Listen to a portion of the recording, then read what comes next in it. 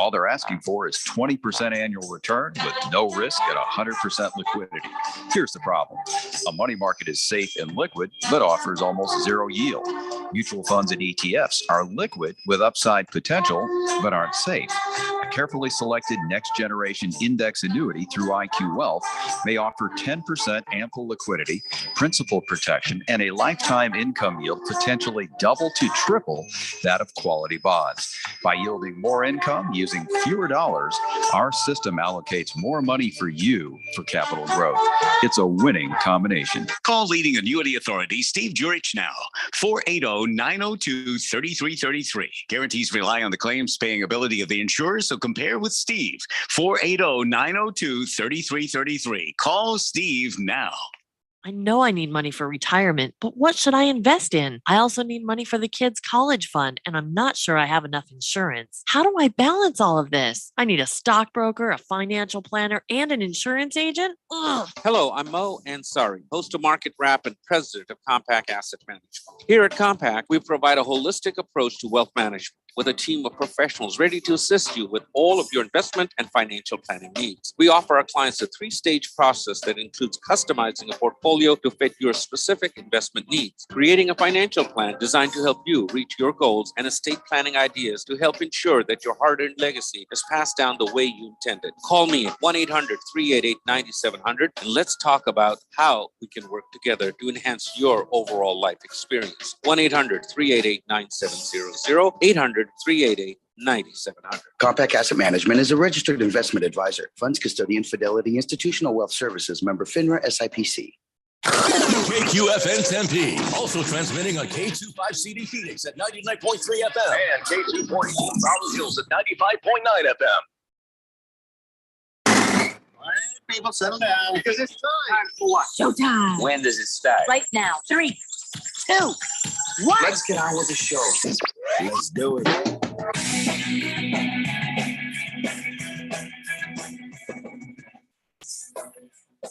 Everybody, it's, what is it, Monday? Sure, it's Monday here on the Daily Blender. I'm your good friend, your radio pal, Jeffrey O'Brien, alongside Randy White. Fantastic. We have Ralph from Harman Solar today, and Keon is in the control room. You guys are on the Fanatic text line, 888-368-1580, as we broadcast live in the Harman Solar Studios in Scottsdale. Well, I mean, I understand, Ralph, showing up with a Lakers banner and a Lakers hat and a shirt. That's his king. But what is up with the, who gives a crap? It's yellow and purple. So you got the Clippers behind you, though. Yeah. You're not a Clippers fan? Or let me guess, that's another one of your teams or something? No, but I'm appreciative of what they did yesterday. So I just wanted to give them some, props and stuff and just let people of Phoenix have a visual for the next 3 hours of what was in their face for 2 hours yesterday. So I thought it would help.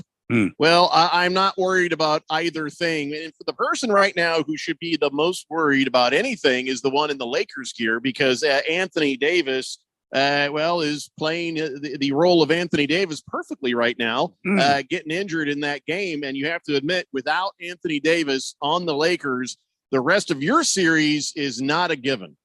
Well, it's not even a given with him on. It doesn't matter. But he toughed it through the second half and played great. So I'm not worried about it. He's got a couple days to rest now. He'll be fine. Yeah, he's not going to make it. I worry more for Morant. And Morant's going to be out for game 2. That's going to be bad.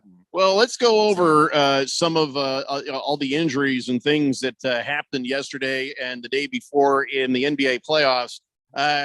First off, before we get to the injury, I got to agree with Charles Barkley. Why do they schedule crap so damn late? It doesn't make any sense for East Coast or West Coast. And, they started, for the East Coast at a weird time, and they ended, at a weird time. Everything went way too late. Everything should have started earlier in the day, because I agree with Charles Barkley. He says we got to have some respect for the fans at some point. It ain't fair for the people in Denver to be playing at 8:30 p.m. at night, and they got to go to school tomorrow. And I think he means watching, but you got to watch until midnight in some places. If on the East Coast watching West Coast stuff, that goes on into the night. It's just kind of silly. Everything should start. I can wake up and play a basketball game at 9 a.m., 10 a.m. and be fine. if they started the 4 games per day a bit earlier, I think it'd be better for everybody. More importantly, the viewers. Now I get it. Monday through Friday, you got to start, at a time that kind of balances that. It's not as easy, but having games even Monday through Friday that are way late, that's just no good for the working man. For the working man, no. But for are you kidding me? For these players or for the players, they don't even get out of bed until like 1 o'clock in the afternoon. Are you kidding me? Not on a day where they've played until 1 a.m. I play basketball for a living. What time is Listen, it? Oh God, Randy, I get it. You and I 2 in the afternoon. Oh my God. You and I have beautifully finely tuned bodies for broadcasting. Yeah, you're right. You're right. It's not the same for these basketball players. I know. You're exactly right. They play late. They get to sleep in late. It's not the same thing. So, but again, a little bit about the players, but more than anything about the fans. It's like, remember how much of an a-hole Bruce Springsteen was? He's like, I'm going to do a 4-hour concert. And people are like, we're the steel workers that got to go to work at 5 a.m. And we're up until like 1 in the morning. And then we got to drive home. And this is kind of not really a work. And by the way, how about them ticket prices, boss? Yeah. Talk about boss. He's putting the screws to us for the money like a real boss. And then I look at this kind of the same way. It's like, hey, NBA, and I'm not asking for the world. Even Charles Barkley, it's like, hey, how about just couple hours earlier, just a couple. If you start the day a couple hours earlier, a Saturday or Sunday, especially Sunday, is better for everybody. Well, what about all the people who have to go to church on Sunday? They started at noon. I mean, what? I don't understand. Well, at noon on the East Coast. Yeah, I mean, no, it was noon our time, wasn't it? Was it? No, yeah, it was noon our time. The Lakers were the first. No, game. it started noon on the East Coast, which not yesterday. Here's what they got to do. They have to market this thing. If it's a West Coast game, it should, it should start appropriately. Follow the clock is what I'm saying. I don't know. I think if the whole day started just a little bit earlier, it would be better for everybody. Is this a setup? Is this a setup for the excuse to why Phoenix lost because it was the wrong time of the day? No, I wasn't even. Oh, okay. I thought maybe that was it. Okay. No. It's a setup for me to tell Radio Ron that we should be on. Maybe much earlier. I don't know. Yeah. I don't know how that works, but maybe at 2 p.m. and get off at 3. 2 to 3, yeah. I don't know. I'm just trying to lay some groundwork. 3 hours of nuggety goodness from 2 till 3 weekday afternoons. Yeah, we can do that. Charlie Boy, haven't heard from him for like ever. He says, hi guys, Suns should have won last night. By the way, Ralph, we're in Arizona, not California. Randy, pour me a large root beer, please, and thank you. Absolutely. Well, Charlie Boy, as you know, lots and lots of people are from lots of different places and fans of lots of different things. I'm a Colts fan. Randy is a Cardinals fan. Keon is a Commandos fan. Ralph is a whoever the hell's winning fan. So you have to accept all people in all fandoms here in the great state of Arizona. So I guess we should start with your Laker game there, Ralph, before we get into all the injuries and such. So you won against the Grizzlies. And we did. That's right. Yeah. We did. That's all I got. So how confident are you that you're going to sweep them? No, absolutely not. I mean, like I told on Friday, I said the Lakers' mission is to steal one game, and they did it. I think Memphis had lost. So they're only going to win home one game, and then Grizzlies will sweep you. Memphis lost 6 home games all year, right? So we had to take one. Now we just have to hold home court. We have home court advantage now, and we're in good shape. I mean, that's the goal: we win one of the games, and we did it. Now all the pressure. Anthony Davis can't move his arm though. He'll be fine. And Anthony Davis was a big part of yesterday, and so was Reeves, and so was Hachimura, and he played out of his mind in the second half. The Lakers just played great team basketball, and like I said, nobody wants to play these guys because they can do this. Well, and I will not be surprised if they do it again in game 2. I ain't worried about him. Jaren Jackson Jr., I guess because of what happened right there, they got tangled up afterwards. Anthony Davis had to have his arm amputated. I'm not sure how well he's going to play with just the one arm. Next question. That's going to be interesting. Whatever the case, is not. It doesn't look good for the Lakers, man. I'm going to be honest with you. And even if you get past the Grizzlies, I'm sorry, I don't see it. I just don't see it. If you get past the Grizzlies and whoever's next, then I might start to believe for you. But it's gonna take that much, really. Wow. You Okay. guys are elderly and injured all the damn time. It was Anthony Davis today. Next game you play, if it's without him or with a dinged up him, then somebody else is in line to get injured the next time because everybody's playing at a higher level, which means your old folks got to play at a higher level. And that just means, injuries for everybody. Just remember, if our bench plays the way they did yesterday, it ain't going to matter. Okay, that's it. It ain't as gonna long as you're okay with that, because you're going to end up with a whole lot a bench. I need Keon to back me up here. Yeah, I can't really jump on this anti-Lakers thing at the exact moment, as sad as it makes me, because the Lakers. I will be proven right. Go ahead. The Lakers aren't old outside of LeBron and AD. With those old heads go down, and it's just the Laker bench. Do you really think they have the experience and the smarts and the fortitude to make it through playoff games? Of course not, but that's true for every team and their stars. If you lose the stars, you're done. If the Suns lose Booker and or Durant, you're toast. Once the geriatrics sit down, that's all you got left. But LeBron's been fine. So like we can't throw LeBron in there. And Anthony Davis, I mean, he's been in and out before, but I'm looking at this team and they had 5 dudes score 20 plus points yesterday, and one guy scored 19. And I watched the game, and you know what I saw from LeBron a lot? That dude is gassed right now. I just saw load him. management didn't do a whole lot. I saw him blow by people and just slam that ball down like he was 20 years old. I mean, I don't know. He looked pretty good. We'll be 30 the next time and 40 the next time. It's you can't maintain this pace. I guarantee it. And I saw White Thunder out there. Reeves just played. I never game, left man. my house. Love I don't that care guy. what anybody says. And I White saw Thunder Randy was home the here entire time. in my house the whole time. I saw Hachimura just make three Yeah, after three. I mean, will never get over the fact that the Wizards gave him away for a bag of chips. Just dumb. I hate that so much. But it's just the fact that the Lakers they did a good job at the trade deadline of getting the pieces around LeBron that are historically great around LeBron. And they found something in Austin Reeves. I think I saw somebody call him Hillbilly Kobe, which just made me laugh. That's funny. But they with the Rui Hachimura trade, they were able to get a guy who's going to knock down threes if he's open. That's what you need around LeBron. You need a D'Angelo Russell to be able to when it's time for LeBron to take over, be able to be fine with stepping off the ball and making open shots when the ball comes his way. D'Angelo Russell can do that. And I just think that particular grouping of guys, it's not a bad matchup going up against these Grizzlies, provided you don't have to beat them all the time at home, which, to Ralph's point, they beat them the one time they really had to. And as long as they win, they say what? You said there are 2 Ralphs. No, to my point. To Ralph's point. Oh, yeah, you said 2 Ralphs. So 2 I'm like, Ralphs. which 2? Yeah. I know this Ralph. I don't know the other Ralph. You don't Okay. want to Whose point was this? So basically, to what Ralph was saying, you had Which one? You had Which Ralph? you have a team that's basically out there that's playing at a high level. Which team? that doesn't need to win Is it one of Ralph's teams? on the road anymore because they're playing the rest of the games at home court I've lost advantage. track.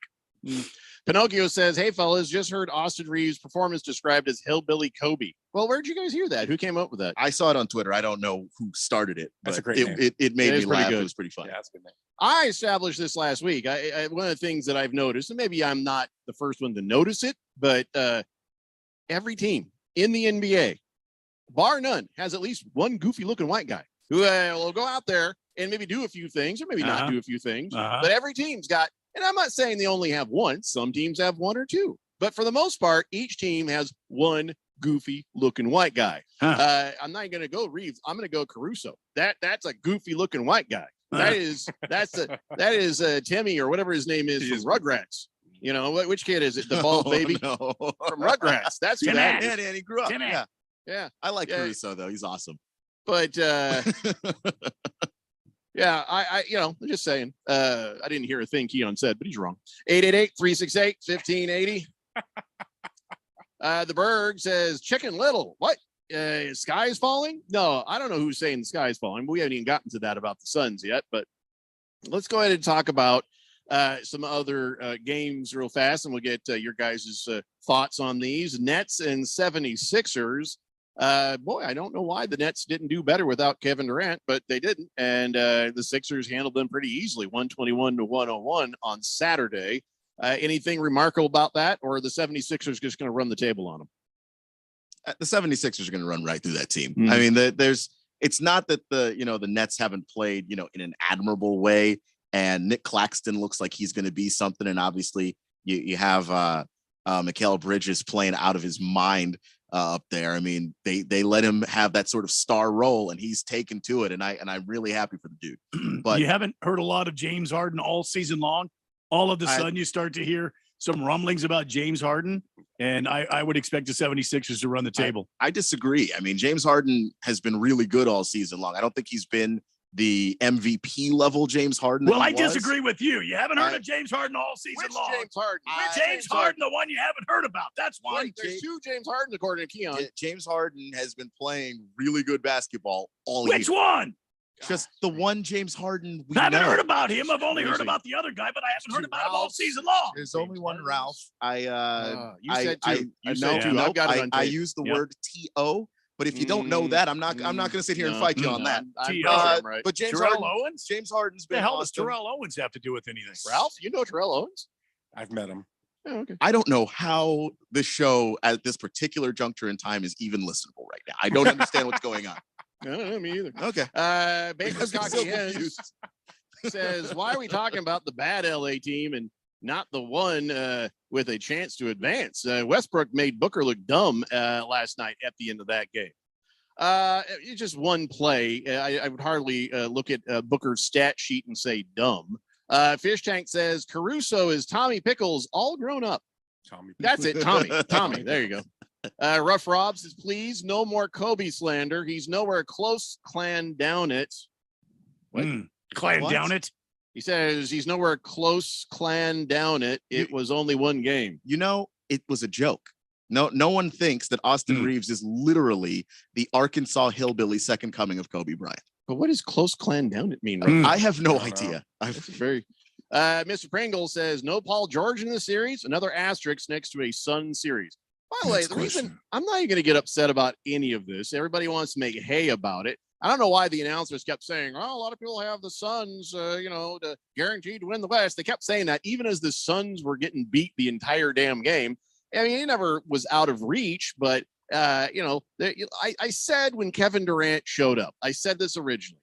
This may not mean playoff success this year. These guys haven't hardly played together. Even at this moment, these are guys who've not hardly played together yet and had a chance to develop their chemistry. So, if the Suns don't make it, I'm not bent out of shape. By the time this time of year comes around next year, now I'm more serious about this. Anything the Suns are able to achieve in these playoffs is just bonus because this is basically practice. You know what I'm saying? Because listen, you get rid of two key guys, you bring in one guy, and they're all still, you can tell there's still a little bit of an awkwardness. They never got their offense rolling yesterday. I mean, defensively, each player played pretty well. Monty probably needed to make some adjustments sooner than he did, but he didn't.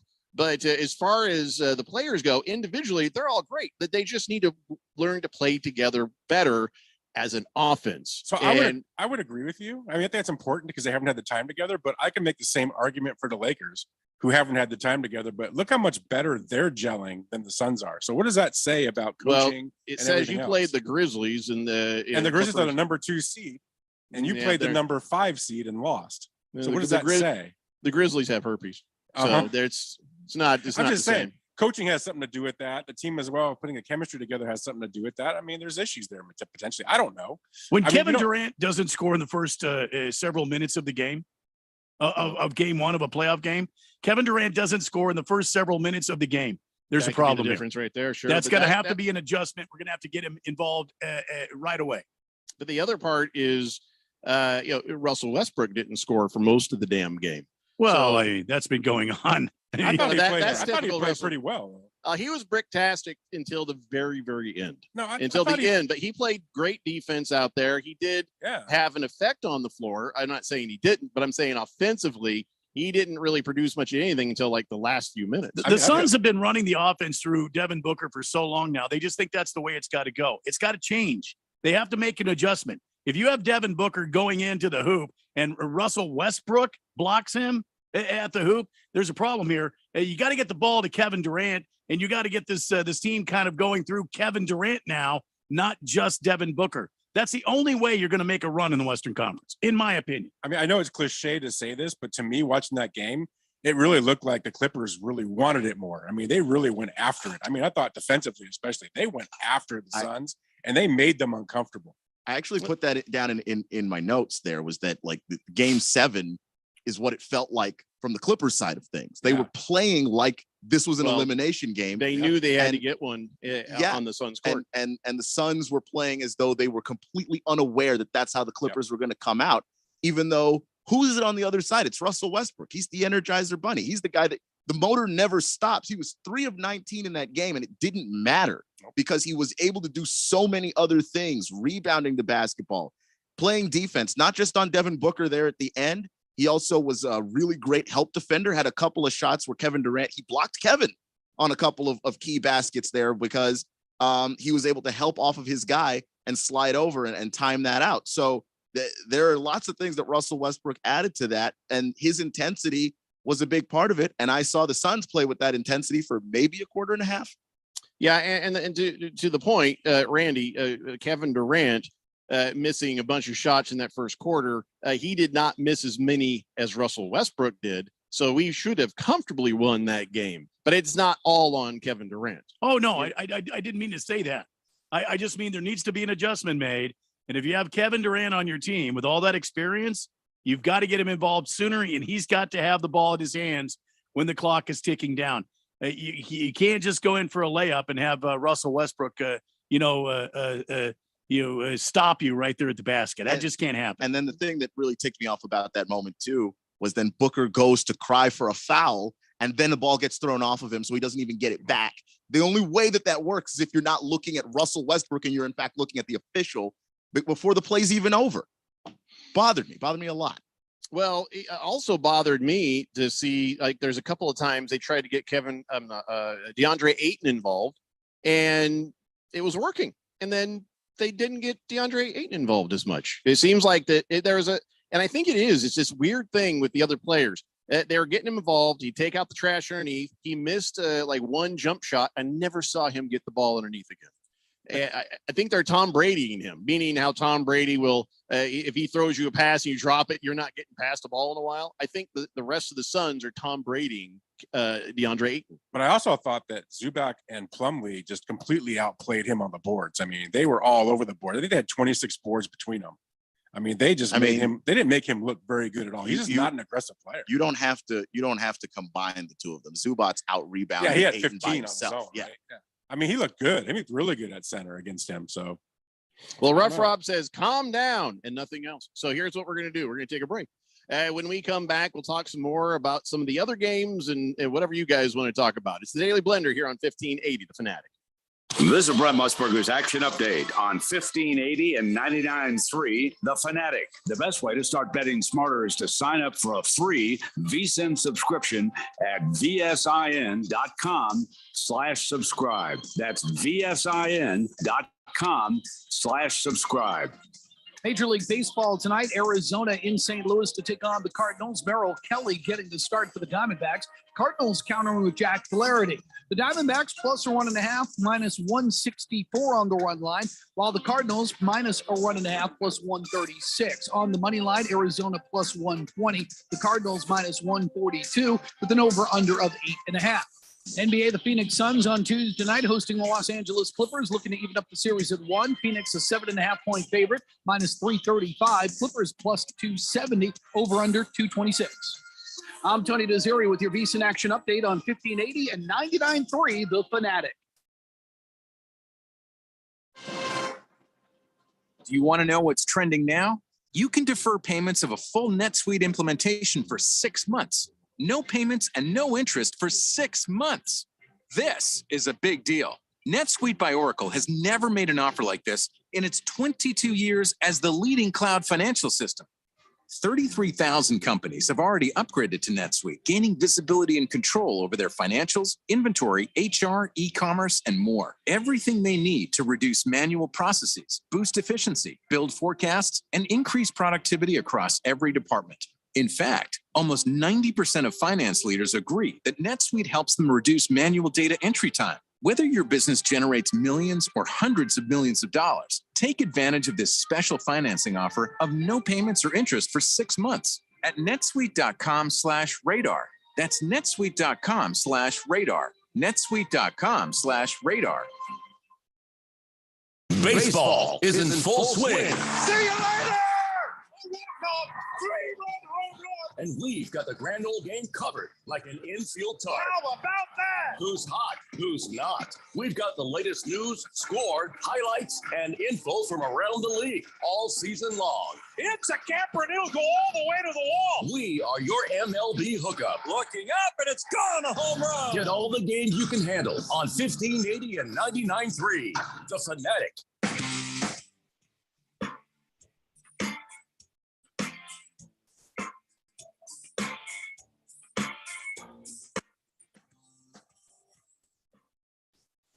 Blender here on 1580, the Fanatic. Baker's cocky ends his serious question. CP3 was going off towards the Suns bench with over a minute left. Was he yelling at Monty?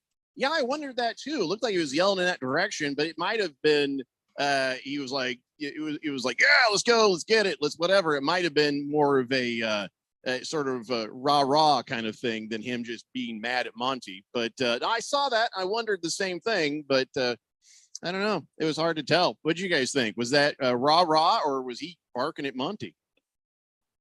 I don't know if I could actually tell. And that moment didn't stand out enough in my head for me to really remember. So I'm going to see if I can pull it up somewhere. But no, it didn't stand out enough to me. I don't remember, so I can't tell you exactly what his intention was. Felt rah-rah to me. It just kind of seemed like it was let's go, that kind of thing. Boomer Sooner says, good day, gents. Great day in the Valley. Randy, can I get a beer, please? Big T says, I think it was Craig. All right, so you thought he was barking at Torrey Craig? Baker's cocky hen says, oh no, his body language was very negative. Yeah, it's hard to tell sometimes, because sometimes I've thought that somebody's getting mad and yell at somebody, then they get, when it's mic'd up, it sounds like something completely different. So good question. I wish I knew. Cards Chappie says the adjustment that needs to be made is to stop trusting DeAndre Ayton to compete against other centers. When he's out rebounded by not only the opposing center, but also CP3, yeah, it's a problem. Well, I don't know why. I don't know what the situation was that kept DeAndre Ayton from doing what DeAndre Ayton is supposed to do. You know, over the last couple of years, I keep listening to everybody talking about DeAndre Ayton's play. I don't think this team plays a conventional center, the position of center. I don't think they play it conventionally. I think they're moving him around. I for some reason, that just sticks in my head. I think they just keep trying to move him around. And it's not like it used to be, Jeffrey. You know, when Shaquille O'Neal would be under the net, right, or, Olajuwon, or, one of those big men would be there. You just knew you couldn't go in there without facing one of those giants. I don't think they're playing DeAndre in that way, because the kid, when he was at U of A, he could shoot from the outside. He could shoot from the perimeter. He could shoot from the wing. He could shoot short. I think they're trying to move him around as an offensive weapon, not just a defensive stopper. Does Kevin Durant need to get that ball in his hands more often with intent to do bad things? Yes. I think that's pretty clear. I mean, and not just, and Randy said early, and I'll agree with that, but I'll also say late. I mean, the last 6 minutes to go in that game didn't seem to feature Kevin Durant at all. And I just think that that's odd. That's incredibly bizarre to me. He's being generous and he's working the ball, but I think somebody needs to say, hey, Kevin, too generous. Maybe because he doesn't even give when he's dishing off the ball to other people and trying to make something work, that's nice. He's being a teammate, but he doesn't get into his own rhythm. And then he misses that clunker of a three, which would have really helped at the time he missed it. Yeah, I don't think Kevin Durant ever got himself into a good mojo there. It's going to behoove. I think it's going to behoove Monty to learn how to use Kevin Durant. I mean, you watch when Kevin Durant was with the Golden State Warriors. Geez, I mean, you had Steph Curry, you had his Splash brother. I mean, you had any number of ways of scoring, and yet they used Kevin Durant. I mean, it was simply towards the end of the game, you give the ball to Kevin Durant, and I don't know that Monty is quite caught up to that yet. Remember, this team's only been together 9 games? 9 games together. on the floor together. Yeah. There's a lot of learning that still has to take place. I was going to say, do you think that maybe Booker and Durant haven't figured it out how to work together yet? I know they're sure trying. I see Yeah. them sitting there talking, and they're both at work. You know what I'm saying? They're both professionals, and they're both very serious about what they're doing. And you see them sitting on the bench, and they're always like, kind of pointing at stuff, going, kind of nodding, like, yeah, that's what . So they're on the at least intellectually the same page. I just don't think they've had enough time to on the court get on the same page and start to read each other's minds and that sort of thing. I couldn't agree 100% more. Look, the bottom line is for too long, I'll say this, I'll maintain it until they prove me wrong. This team has relied on Devin Booker for how many years? And now they need to shift that and see that they've got a two-horned approach, at the basket. It's not just Devin anymore. They've got other options, and they're going to have to learn how to use them. And say they're too horny. And yes, 100%. Perhaps there might be something to the generosity thing that Jeffrey was saying earlier, because Kevin Durant led the all the starters with 11 assists. That's more than Chris Paul.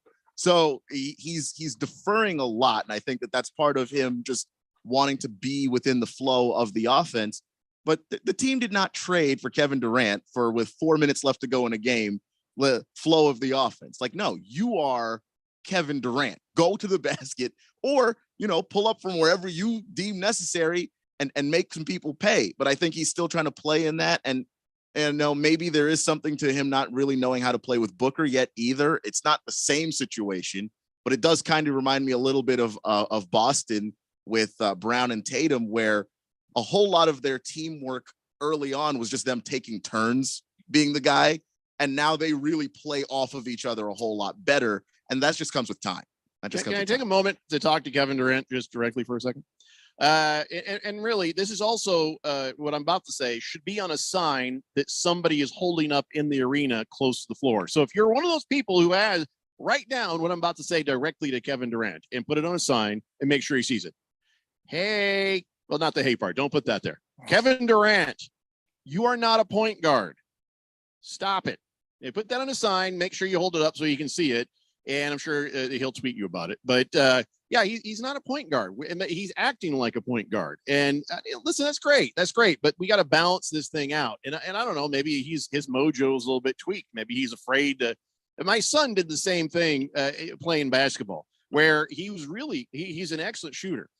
Mid-range threes, the boy can shoot the ball. But when he got on the court with the team, he was pass first. He was always pass first. And part of that was, I don't want to be the reason that we lose. I don't want to be the reason we miss. Now, I don't think Kevin Durant has the same psyche as a 14-year-old boy, but it just kind of seemed like he was not thinking shoot. He was thinking pass first almost all the time. And you start to wonder why. I think that's just what the defense was giving him. He's got a very high basketball IQ. And to be fair to him, you don't get to 11 assists unless you're actually passing it to the guys that are making shots.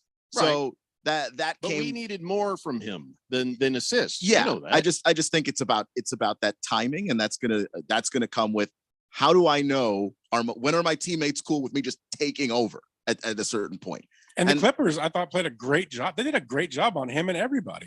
Ty Lue is a fantastic defensive coach. Ty Lue is showing himself. Remember when he was coaching LeBron? Everybody's like, well, anybody could do that job, and nobody was sure if he was even a good coach. And the only way to find out was after he got rid of, him free of LeBron. And now you're like, yeah, Ty Lue looks like he is a pretty good coach, isn't he? Yeah, I think that he's displayed that throughout his career, because it's when you have guys that can play with LeBron, you don't just roll the ball out there anyway. You still have to have rotations. You have to know who's supposed to be on the floor, how many minutes. Is this guy hot right now? If he is, I'm going to let him play. Certain guys are playing with fouls. Like it's very easy to say coach is coaching superstar. He's not good because the superstar is doing all the work, when there's a bunch of other stuff that comes with being the head coach of a basketball team. And I think Ty Lue does it really well. Pippi Nose Stockings says, Keon is so insightful. 100% correct. There are indeed two Ralphs. One is way better than the other. I'll let you figure out which one is guesting on your show right now. Tell us about these two Ralphs, Ralph. I can't discuss this. I don't want to know. No, CK says, good afternoon, fellas. Ranty, beer me. DeAndre Ayton is straight trash. Okay, well, I think that's maybe a too far swing on the pendulum side. Don't you think? A little extreme. He gets boxed out by Norman Effin Powell and Batum. Batum? How do you say that guy's Batum? Batum. Batum. French. He's so lost on defense. How do you lose the biggest guy on the Clippers on a consistent basis? With that said, Suns in 5. Sir Ralphie, burn in hell Lakers. All that to say Suns in 5? Wow. Wow. Tore this guy down. And he said, okay, Suns in Damn. 5. In spite of DeAndre Ayton, according to him. Our third scorer is garbage. You know, But we'll win in 5. if the Suns don't get past, let's just say hypothetically the Suns don't get past. Let's the not, Clippers. Ralph, and say Let's we just did. say that. No, No, let's let's just not. For a second. Let's For my move along argument. to the Lakers. For a Which second. Ralph are we talking to? This is the other one. Let's Okay. say they don't get past the Clippers. Do people start looking at Monty? Is this a team that Monty can actually handle? Is Monty as good as people think he is? Or maybe he's not as good as you guys think he is. Maybe he can't put the right game. All plan together. I don't know. speculation. Wait until they Speculation, tip but you off. got to look at that, right? It's You mean the guy who speculation. took the team to the championship? That's great, that but this time? is not that team. This is a different team with a superstar on it now. Well, Can he coach a let's superstar? be fair. Let's be fair. He's been coaching superstars. You just I don't want to wouldn't say admit that. I wouldn't. A lot of other people would, including me. No. But here's the thing. He also hasn't had Kevin Durant in the game for more than 9 or 10 times. You get more games than that in preseason. You know what I'm saying? So as much as the players have got to get used to it, Monty has to get used to having Kevin Durant working. But let me finish. The other part is you're right. The Don't say that. defensive scheme and the way he ran his offense against the Clippers should have been adjusted quicker than it was. I'll give you that. He should have made his adjustments in the game quicker than he did. I'll give you that they had a superstar before. They had one, and now they have 2, and it's different. Yeah, they had It's 2. not easy to coach Well, 2. One is No, established, Booker- the other's Booker's- a baby. Yeah, Booker's a superstar. DA Durant's is a baby superstar. Nobody else in that team's a superstar. So it's a different kind of game. I just think it's different. Yeah, and also and look, I think you've got to be able to question Monty. You can't just I'm not he's- saying don't question him. Yeah. I'm saying he's not as bad as you're trying to make him out, Ralph. course. I'm not Yes, saying he's I bad. have I'm saying I don't know. questions I about why it takes him so long to adjust. That I absolutely do. I do, and notice. I remember last year against the Pelicans, it was the same thing. Like Willie Green is the guy you mentored, and he's outmaneuvering you because you're taking too long to make these adjustments. The other thing yesterday was Landry Shamet played 23 minutes, and oh my god, why? Like I don't understand what he does that warrants the 23 minutes that some of which could have gone to maybe Terrence Ross or some other shooter out there on the floor to at least provide some spacing. He wasn't defending anybody. Like I just don't understand what was going on there. Thunder Snow says this is Booker's team. I think KD hasn't established himself in the pecking order. No, I don't know about that. I don't know think about he that either. automatically walked in the door and got respect. It's not about that. This is about Kevin Durant feeling comfortable, and this is about Monty needing to make sure that he doesn't get out schemed all the damn time. Silly Wabbit says, Jeffrey, that's how young men are trained in the Special Olympics, to pass the ball. Tell your son it's perfect. Did you really just go after my son that way? Silly Wabbit. That ain't right. Baker's Cocky Hen says, what you need is CP3 to be a decent player and not an old washed up guy with a rep and a decent mid-range game on a good night. No, I agree. I He is agree. washed up.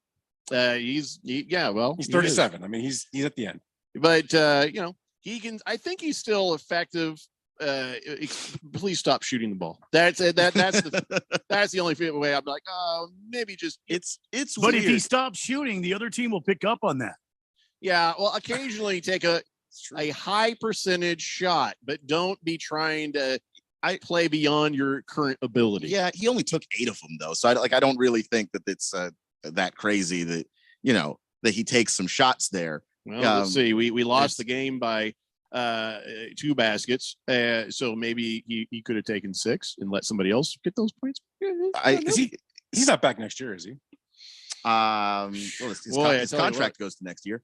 But no, I still don't think Chris Paul needs to cut down on taking shots. He shoots less than 10 of them a game. When you're trying to win a game, I'm watching it go brick. Oh God, that's me. Yeah, but you only watched it 3 times. It only happened the 3 times. So I'm just saying. I am Chris Paul sensitive from seeing him do the Russell Westbrook act more than a few other games. But Russell Westbrook took 19 of them. So here's the thing. He was playing efficiently. What's the difference between Chris Paul and Russell Westbrook? Russell Westbrook can still defend people. So I'm worried that we are running Chris Paul out there and asking him to do things physically he cannot do anymore. Yeah, I agree. Yeah, no, you're absolutely right. And, he can do some things, but not all things. But yeah, what else are we going to do? He played 38 minutes. Like Campaign was sitting there with his upside down LA Dodgers hat and He should go to hell for that, by the way. coming in. I actually want one of those. Yeah, I saw your I tweet. want those hats. I had to hold myself back from tweeting what I was going to tweet. Oh boy. I don't know it's why like you it's would like do that. it's like horns down for Dodgers fans. Baker's cocky. I'm not hens as angry about this as you are. Says if only They're Westbrook not playing football right now. was It's the okay. Suns' point guard, huh? Westbrook? Is he No, a I don't point- think he's so. not a point Nah. guard. He's a shooting guard. He, right? he is a point guard. Is he really? in- Is he listed yeah, as a point but- guard? He doesn't play like He a point wouldn't work guard. with them at all. Yeah, I mean, he doesn't play like one, but he very much is one. Yeah. They list him as a point guard. Yeah. I mean, this is a I guy thought that he was a averaged, shooting guard. point guard. Averaged Or a triple power double for a forward. whole season because he was actually passing. I know Hey, that. remember we used to have power forwards? They don't have those anymore, do they? Nobody's doing that. It's kind of what Durant is. Yeah. Big George says, happy Monday. I'm going to get back to you on the Diamondbacks. We're not ready for that knockdown drag out just yet. Kiss the Cook says, what's Ralph's name? Just curious. Your last name? Oh, I don't know. I don't know. Now, the fact you're asking it makes me uncomfortable. Yeah. It's a little nerve wracking. just we're what you want to know for a friend? What, O'Brien. Yeah, Ralph O'Brien. Ralph O'Brien. As it All turns right. out. Cat's out of the bag. He's my dad. Pinocchio says, happy Patriots Day. What's Patriots Day? All right. After Celtics win the Boston Marathon and the Bruins start their quest for the cup tonight. Sam Adams for everybody. Yeah. Seeing all them shirtless white guys at the Red Sox game during the rain delay. That had a whole lot of collision. Does he get any better than that, though? I ask you. Bunch of shirtless racists just doing this I themselves. don't know that they're racist. Come on now. It's Boston. They're white. Remember, he said everybody in Boston's racist. Everybody. Is And that- listen, is those that are the- my people. is that Those are what it my is? Irish kin. My Irish kin, but I don't. No. I don't. Irish people are racist. I don't claim them. Not All well, Irish are All racist? Irish are racist. All Oh my God. Boston Irish, not all Irish. Oh. Huh? Yeah. Anyway, but that was one of those things where I'm watching this and I'm just like, wow, not a girl in sight. Okay, it's a Daily Blender here on 1580 The Fanatic. If you have unfiled taxes or are in debt to the IRS, this is important news. The IRS just rolled out a new program to help struggling taxpayers more easily resolve their tax problems. It's called the Taxpayer Relief Initiative, and it opens up powerful new options for people looking to get back on the right track with the IRS. And no one knows this program like the professionals at Optima Tax Relief, America's most trusted tax resolution company. They've resolved over $1 billion in tax debt for their clients and have the expertise and experience to help you. One easy call to Optima can start the process, helping to put an end to your worries of wage garnishment, asset seizure, and other aggressive IRS actions. Make today the beginning of your fresh start with the IRS. Call the experts at Optima Tax Relief now for your free confidential consultation. Call 800-704-9936. 800-704-9936. 800-704-9936. Optima Tax Relief. Some restrictions apply. For complete details, please visit OptimaTaxRelief.com. Did you know that feeling sluggish or weighed down could be signs that your digestive system isn't working at its best? But taking Metamucil every day can help. Metamucil supports your daily digestive health using a special plant-based fiber called psyllium. Psyllium works by forming a gel in your digestive system to trap and remove the waste that weighs you down. Metamucil's gelling action also helps to promote heart health and slows down sugar absorption to promote healthy blood sugar levels. Start feeling lighter and more energetic by taking Metamucil every day.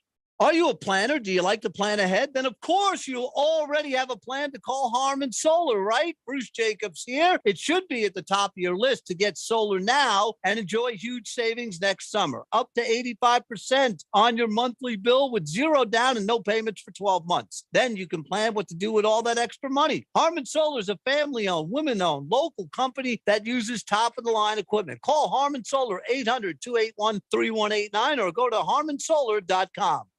Did you know there are resources out there to support every Arizona service member, veteran, and their family? The Be Connected program is available statewide at no cost. We're here to help you navigate the system and get connected to whatever resources you need. Call 866-4AZ-VETS to talk directly to caring people professionally trained to help you. This message is brought to you by the Arizona Coalition for Military Families, the Arizona Department of Veteran Services, and Arizona's Be Connected partners.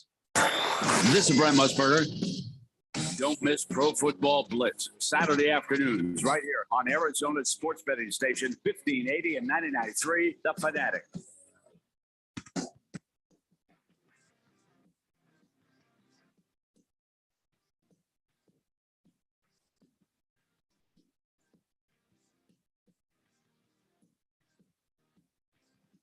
Blender here on 1580, The Fanatic, and somebody was asking what Ralph's last name was. Pippi No Stocking says his last name is McGotsup.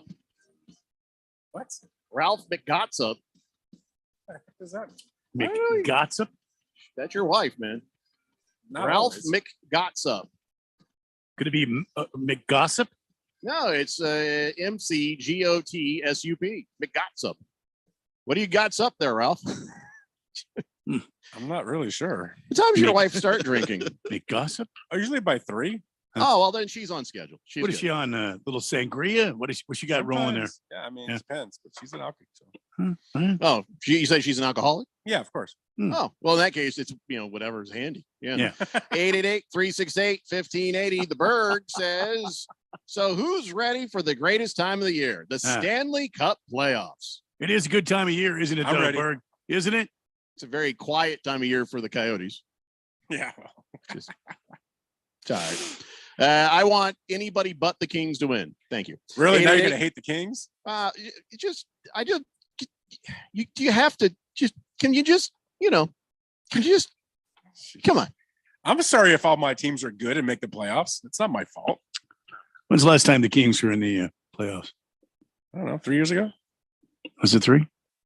Maybe last year. I don't remember. I have to It's been so long, I can't remember. I know they won a cup, 2 cups, in the last 10 years. 2 cups? Yeah.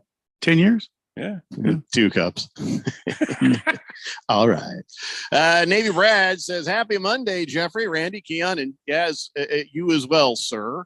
Boomer Sooner says, Jeffrey, Oklahoma softball team is don't care. Yeah, number 1 again. We don't care. No. Do we care? No. Somebody care? Do you care? Well, do you care? Obviously, Boomer Sooner does. I mean, Keon doesn't care because he's a Texas guy. I like college softball. You do? Yeah, it's actually very good to watch. College softball is a lot of fun to watch. Yeah. It is. I mean, ASU baseball is number 1, right there. Are they not Oh, yeah. in the Pac-12? Yeah, In the they're Pac-12. number 1 in the Pac-12. Yeah, I think they're Boomer, 9 in the country. Yeah, they're good. 9. Boomer says gymnastics just won the national title. Okay. Men's golf. Oh dear God. Yeah. Top 5 national. There you go. Says I could go on, but I'm lucky that you say what you say for my team. I don't say anything for your team. I don't care about the Sooners. I just Bruno Baller says the 2014-2015 season was the last time the Kings won the cup, I do believe. Yeah, that's right. Fifth letter says, hey Ralph, how about them Lakers? Yeah, how about them?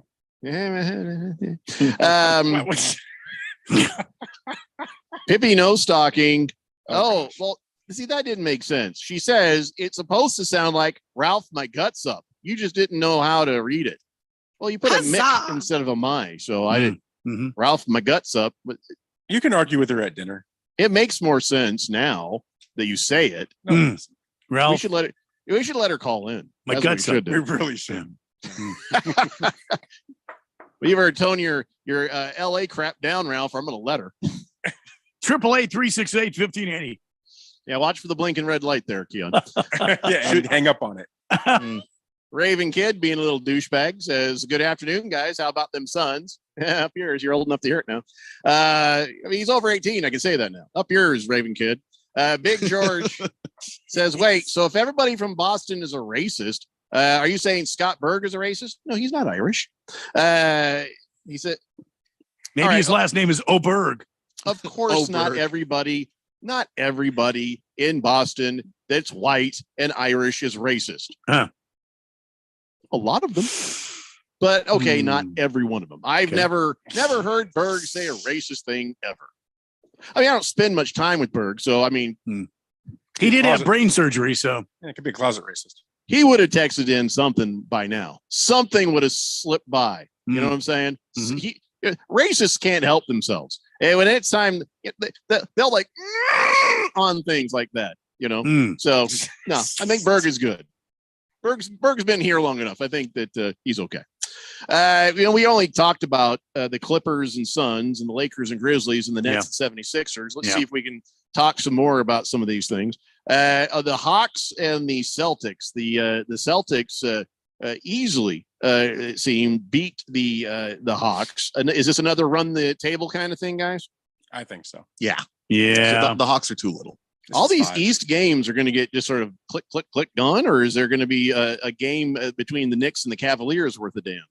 I mean, the Knicks and the Cavaliers is going to be a fun series. That one was, back and forth. And, I think that the talent level, those two teams are pretty equal. And then just the style that they play is pretty equal. But you have a couple of series, the Celtics series obviously is one. And then the 76ers series where one team is just bigger than the other team. And their stars are the size there. So it's not just like role players that are situational. It's like, no, Tatum is huge. This is just a giant guy. And he's punishing Atlanta. They don't have any answers for him at all. And, even when they started to try and seemingly figure it out, I don't know if they were figuring anything out because Boston took their foot off the gas because they were up by 40 or not. They are so much bigger than Atlanta. It doesn't even matter what Trae Young does. Not that Trae played well in that game, but the size in those two series, I think are going to make those very bad series.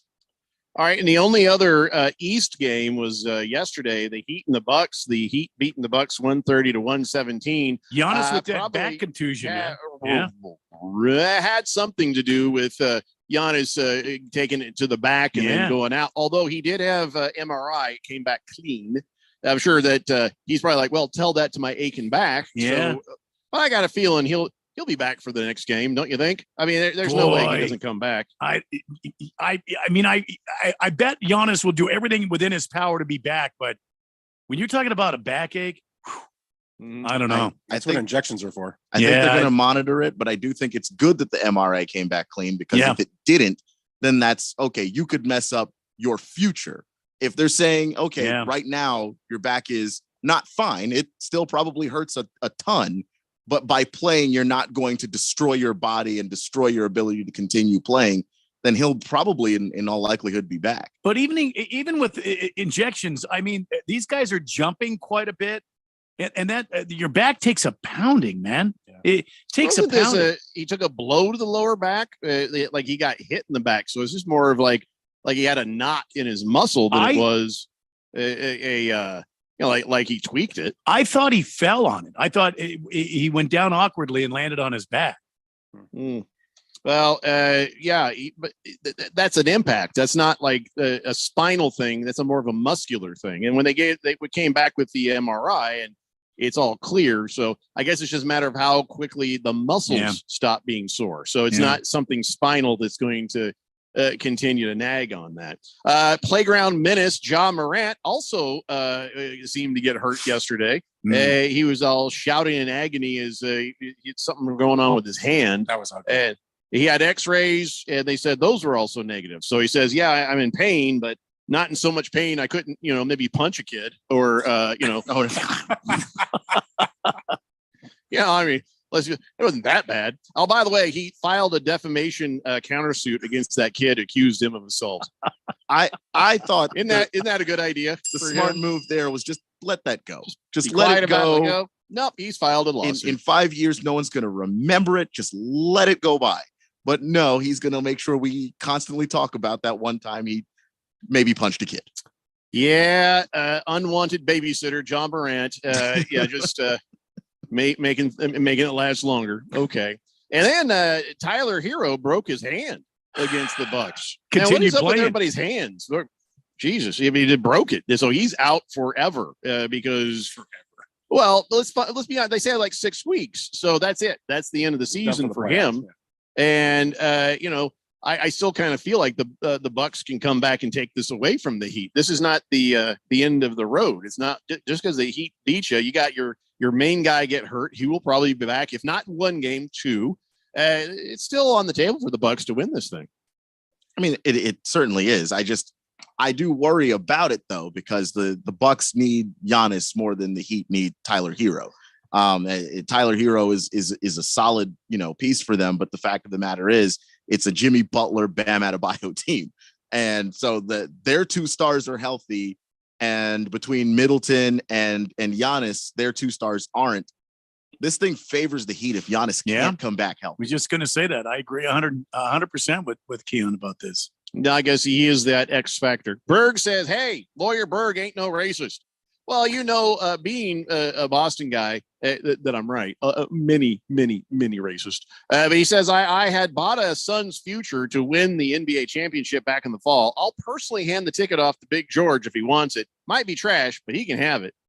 Why would you do that? It might not be trash. Why? By the way, he just called you racist. Why would you hand him a ticket? Yeah, I'd hand him a big old knuckle sandwich is what I'd hand him. You need to get a stool though, Berg. He's up. Oh, yeah. You're gonna like a step ladder. Yeah, he's tall. Yeah. Raven kid, shut up. I'm not gonna read your stupid text. He's like, how about them Nets? Future All-Star Mikal Bridges. Shut up. Pringle says Giannis out for the Bucks, Hero out for the Heat. No asterisks added. But so you're saying that those two equal? You're saying they equaled? Hero being out for the Heat is equal to Giannis being out for the Bucks. Keon, would you agree to this math? No. Of course not. The way to equal that would be like Jimmy Butler's down. That's the way you equal that. Tyler Hero's good, but Tyler Hero's not. Is Tyler Hero even the second option on that team scoring? Tyler Hero's good, but he's Tyler Hero. He's not Giannis Antetokounmpo. Big George in all caps. I did not call Berg racist. You did. No, because you said here, am I sane? Oh, you brought up the question, so it's kind of the same thing, George. A-Wings 22 says, before Booker had his Chuck Knobloch moment on offense, he was whining about a defensive foul where he was holding. Even my 13-year-old son told me Booker needs to stop whining the refs. And yes, Radio Pal, everything relates to the Yankees. He's a big whiner. That's all he ever does. Don't ever refer to Chuck Knobloch or the Yankees again. But you know what, though? Everybody takes a turn. CP3 used to be really chronically up in the face of the refs all the time. I hated him for that. Yep. So I don't see Booker being as bad as CP3 used to be. But yeah, he's working them. And they all work the refs. They do. But this particular season, I've been particularly annoyed with Devin Booker on that because it seems like this season he's been whining to the refs more than in previous seasons. And I don't have a problem with trying to plead your case and all of that stuff. But when it stops you from playing defense, when the play that you're actively involved in isn't over and you're turning to the official, I lose my mind. Like I can't stand it. When they blow the whistle, go over and say your piece. But you can't do that when the ball's still alive. Just can't do it.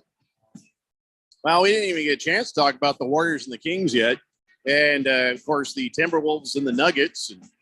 And we talked about the Lakers and the Grizzlies. We're done with it.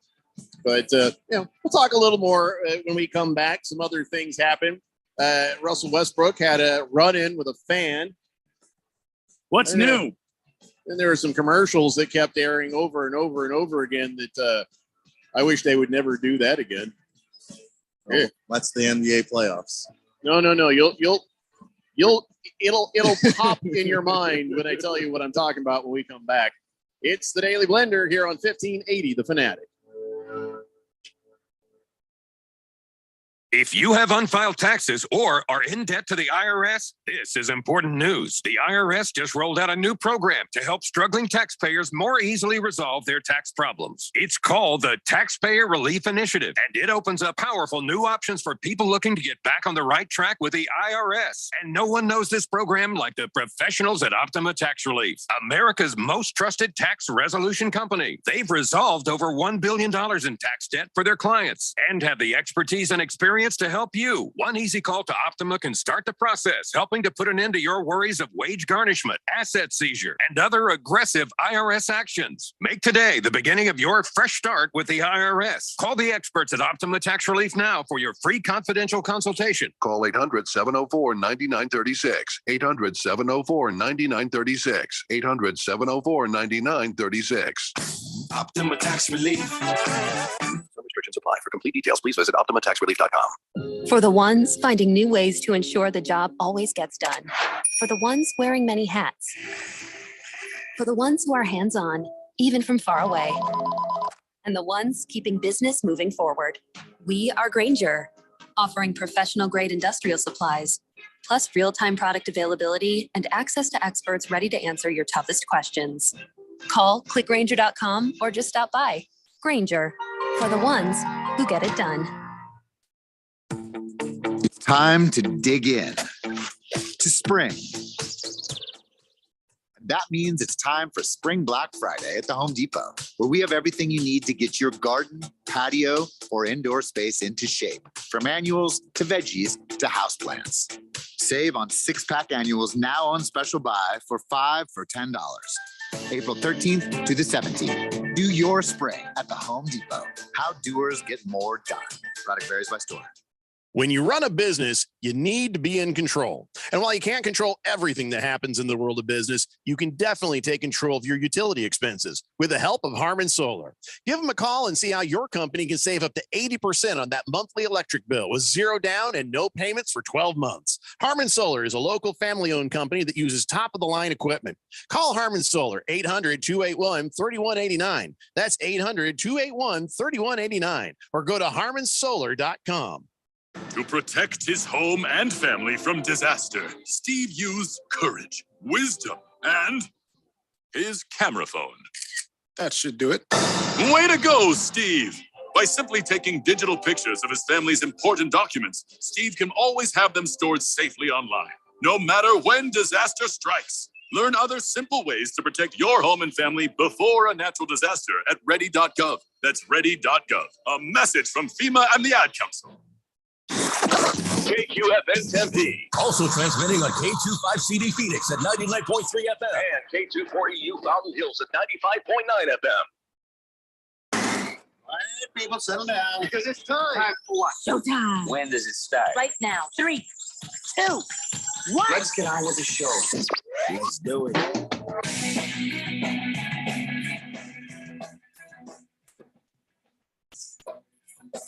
All right, everybody, it's 4 o'clock here on the Daily Blender. I'm your good friend, your radio pal, Jeffrey O'Brien, alongside Randy White. We got Ralph from Harmon Solar. We got Keon Rose in the control room, and we got you guys on the Fanatic text line, 888-368-1580, as we broadcast live from the Harmon Solar Studios in Scottsdale. And today I joined a club. Now, this club, I should have known I was heading toward this club when I was sitting there kind of scrolling through Twitter, and I saw this bird feeder, right? And the squirrels try to jump on that, and it spins them around.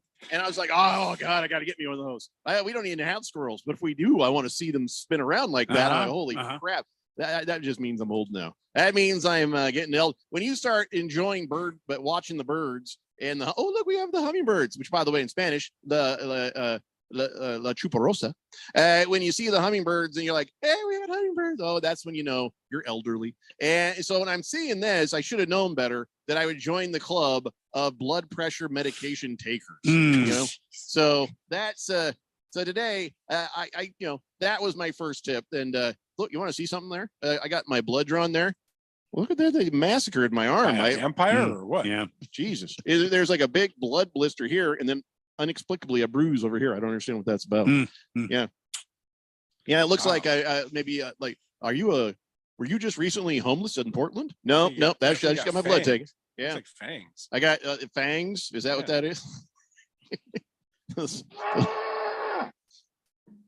There is a school in the Valley, Keon, that does this as fangs. Oh, that's it. Which school is that? Ottawa University in Surprise. They do the fangs. They're the hook 'em down. They're the down hookers, are they? Did you just make that up? No, it's real. They actually do this. They do fangs. We're Ottawa. We're down hookers. Well, does that take away your rage, Keon, when you see somebody do that? No, because mine's usually like football related. We're not playing football right now. I'm all good.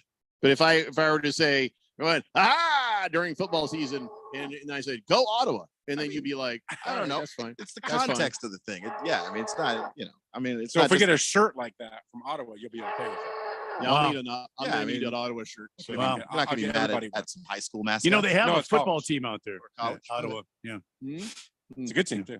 Isn't Is it Ottawa in really? Canada?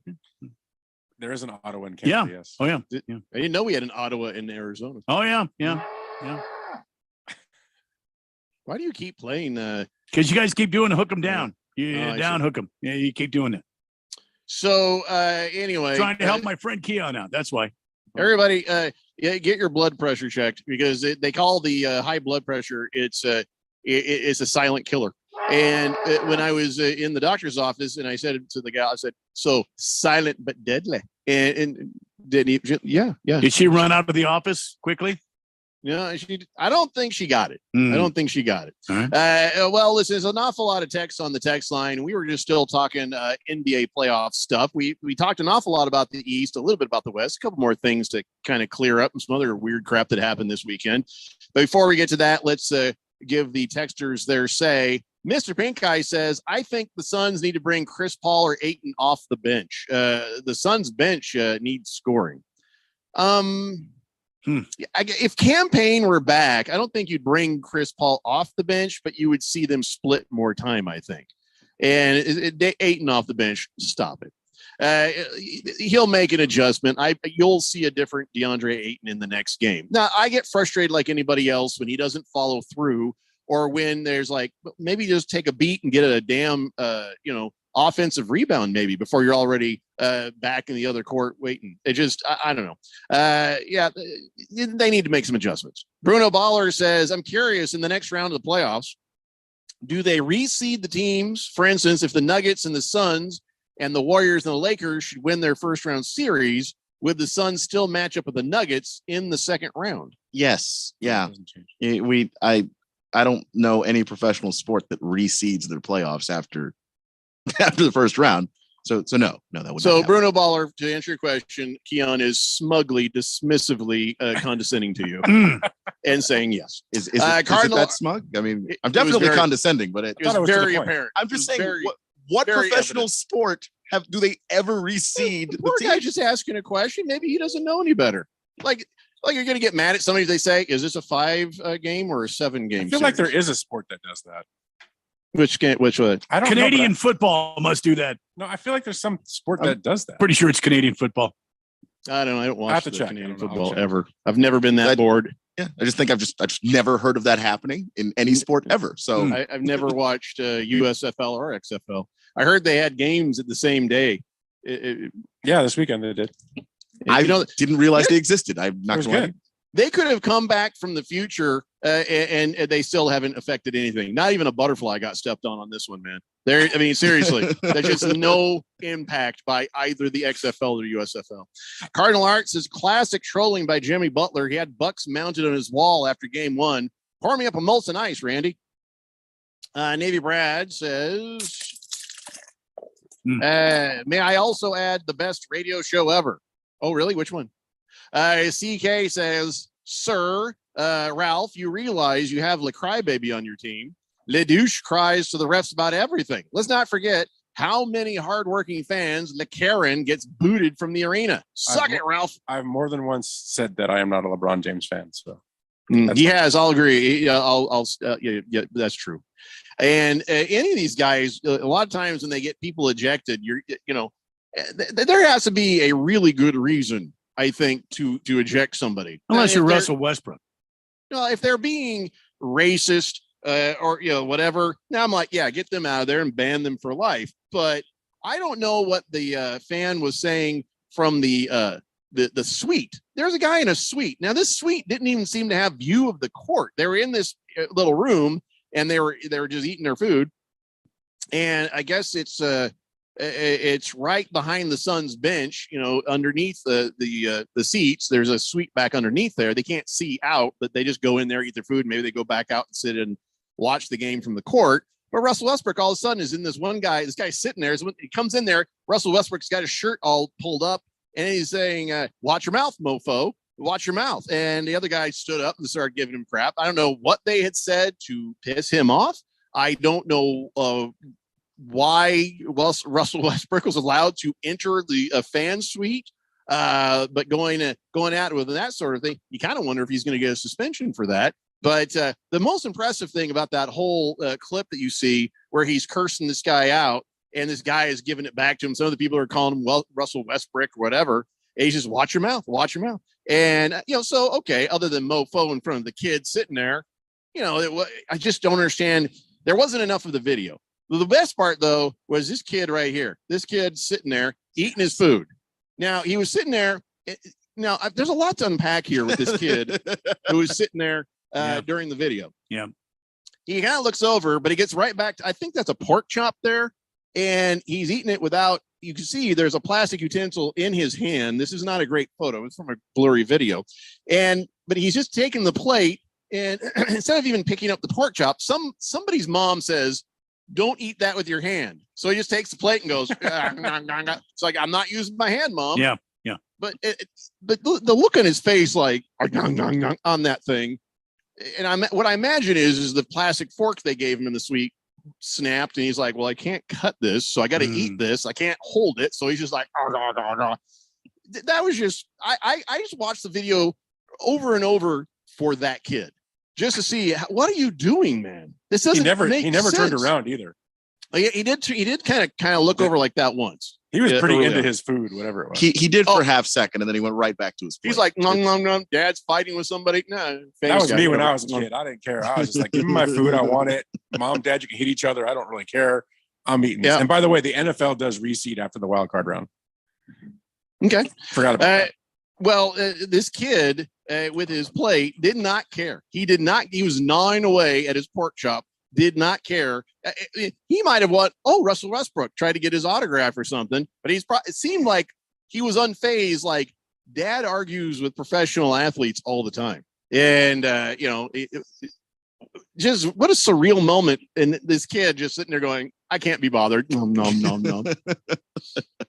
Why is there a suite there? Did you guys see that? Is that it's weird. There's like it's like you see the court, you see the opening at towards the end of the video where he walks out the tunnel there, and you see where you're off the corner of the court, and that's behind the home bench. Just what a weird place to put a suite. I don't understand that. But there's a TV there or something, but still, why? Down the visitors tunnel. I guess you go in there and you chaw on your food and you can eat, and then you're not having to sit. And maybe it's for the people who have the front seats on the court, so you're not sitting there eating food and people bringing you beer, it getting in the way. Maybe that's why they don't want you to have food out there. So you go in there, you eat your food, watch on the screen, and go back out to your seat. Best I can figure. We don't know anybody who sits in those amazing seats.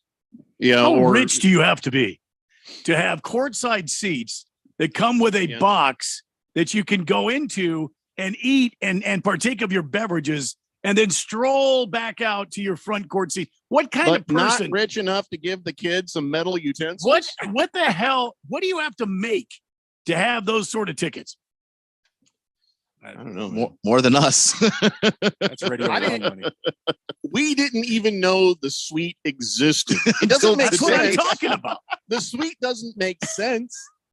You can't see the damn court from there, but yeah, kind of like those seats at since the renovation at USC Stadium there. Hey, you see that on the social media this weekend? Yeah, they got seats that they're selling that you don't see anything but the back half of the end zone, and they're going to sell those seats at USC. Really? Oh yeah, at the Coliseum. Yeah, people at USC are dumb. That's the only thing I can. Okay. If you buy those tickets, Ralph, you know I'm right. The ones at the Sun Stadium look like timeout suites. Like you go to a timeout. You're in stadium prison. Yeah, you're in stadium timeout. I don't know, man. This kid is like Russell Westbrook is beating my dad's ass, but I'm gonna eat this pork chop in this hostile situation. I don't even care. In the goofiest way imaginable. Yeah. in the silliest possible way. Off his plate, looking up like, and who's recording this? That's the other thing I was kind of curious. Yeah. Who's recording this? His wife. Anyway, many more questions, but yeah, I'm sure that nothing will come of it because nobody hit nobody. They just said some crap. They'll probably say, hey, Russell, don't go down that. You're not supposed to go in there. Don't be going in there. That poor security guard was just kind of like, all right, everybody, come on, stop doing that. I'm scared of Russell Westbrook, please. He's showing me his ab. Come on, please stop doing that. Yeah, he had his shirt all up there and it was just like, dude, put your shirt down. Nobody wants to see that. 888-368-1580. Boomer Sooner says, Jeffrey, I happen to know first time those suites go for a ton of money. You get 4 seats or 2 seats courtside. My son-in-law went last year, sat right next to the Suns bench, and it was $1,800 for 1 game suite and all. Jeez. All right, so I was right. You do. You sit on the court, go back and eat your food. You come back out and you sit there. That's why, as I'm watching the game, occasionally you see empty seats right there. I'm like, why aren't those seats filled? Because their kid is eating a pork chop without any utensils. That's why. Baker's Cocky Hen says Russell Westbrook was telling the guy Steve Ballmer is taking his kid home tonight. Ooh. Robert from Surprise says, I thought a rich radio station like yourselves at 15-8 Fanatic would be giving those seats away this year. Dude, if we had those seats, guess what wouldn't happen? We wouldn't give them away. We'd be in them. Good Cat says that fan was probably making fun of Russell Westbrook's outfits, period. And knowing the Suns' luck wrestling Westbrook would not be suspended. # Suns are cursed. Had a lot going on there, Good Cat. Punctuation might have helped, but I'm not sure.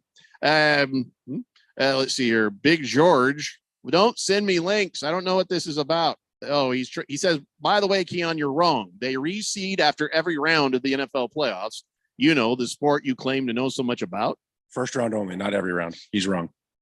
Oh, you're wrong, George. Yeah, so you're gonna. Somebody's wrong.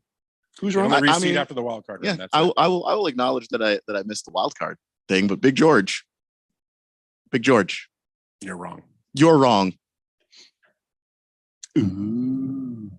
A-Wings 22 says the NHL reseeded during the 2 COVID season playoffs. COVID stuff doesn't count. Like the championships won in COVID, rules that were applied in COVID does not count. It's like it didn't even happen. Taco Kenny says, watch out for Los Lakers as Toto. There's something about to do with their toes? Yeah. They get injured a lot, so you got to be careful with those toes. Historian says, does bird watching mean that you're all flocked up? Man, that's a 2-minute warning right there. I was about to read your historically speaking, so now that's gonna have to wait for a while.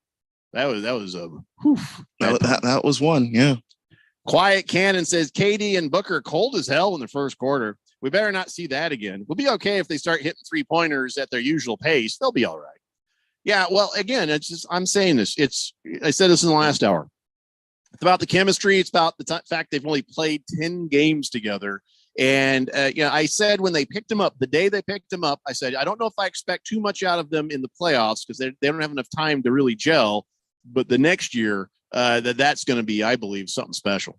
Wing Guru says, welcome to the club, Radio Pal. You'll be fine. I was on amlodipine for a little bit, less than a year, and it got my blood pressure back to normal. Sure, it'll do the same for you. Amlodipine. Yeah, just trying to read that made my blood pressure go up.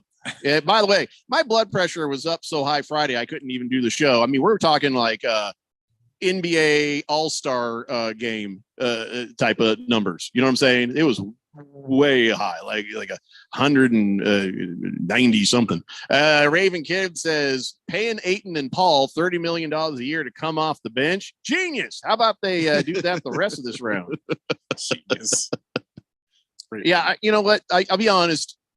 Chris Paul, I don't know if I was all that thrilled about that contract, to be honest. It was, seemed like it was. We need to be. It was a horrible contract in the long run. It was the idea that you would get that contract and you would win early, and then on the back end, you're paying for. We have not found the back end yet, so from the front end, yeah, you didn't win early, so that just kind of screwed up the math of the whole thing. I don't know if he'll be with us next year, to be honest. You think he'll be with us next year?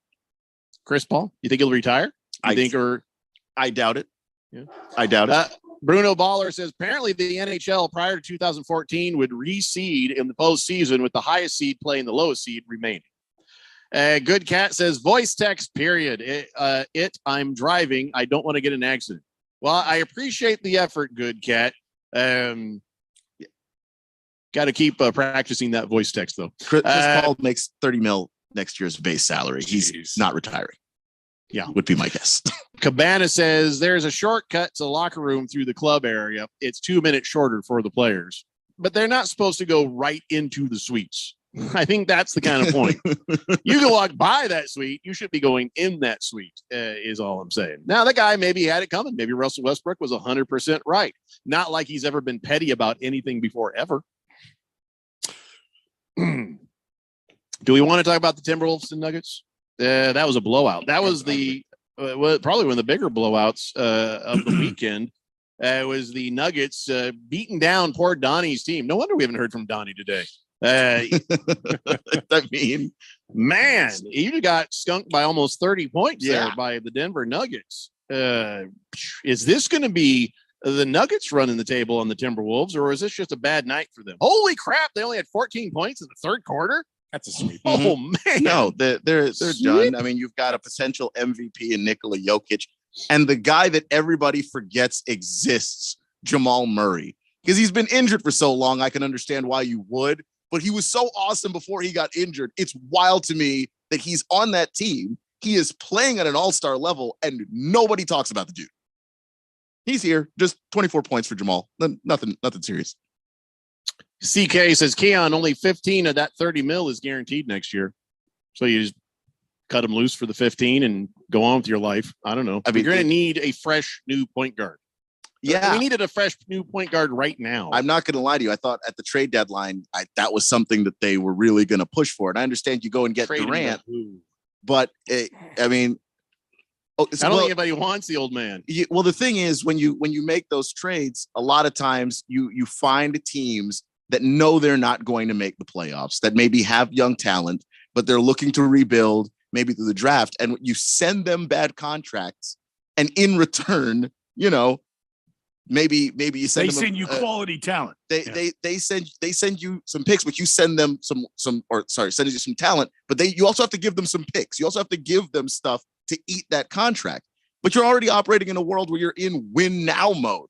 So I don't know if you can hold on to picks. Let go of the picks and try and get the talent. So he'll be a wizard, you're saying? Say it again. You said he'll be a wizard next year?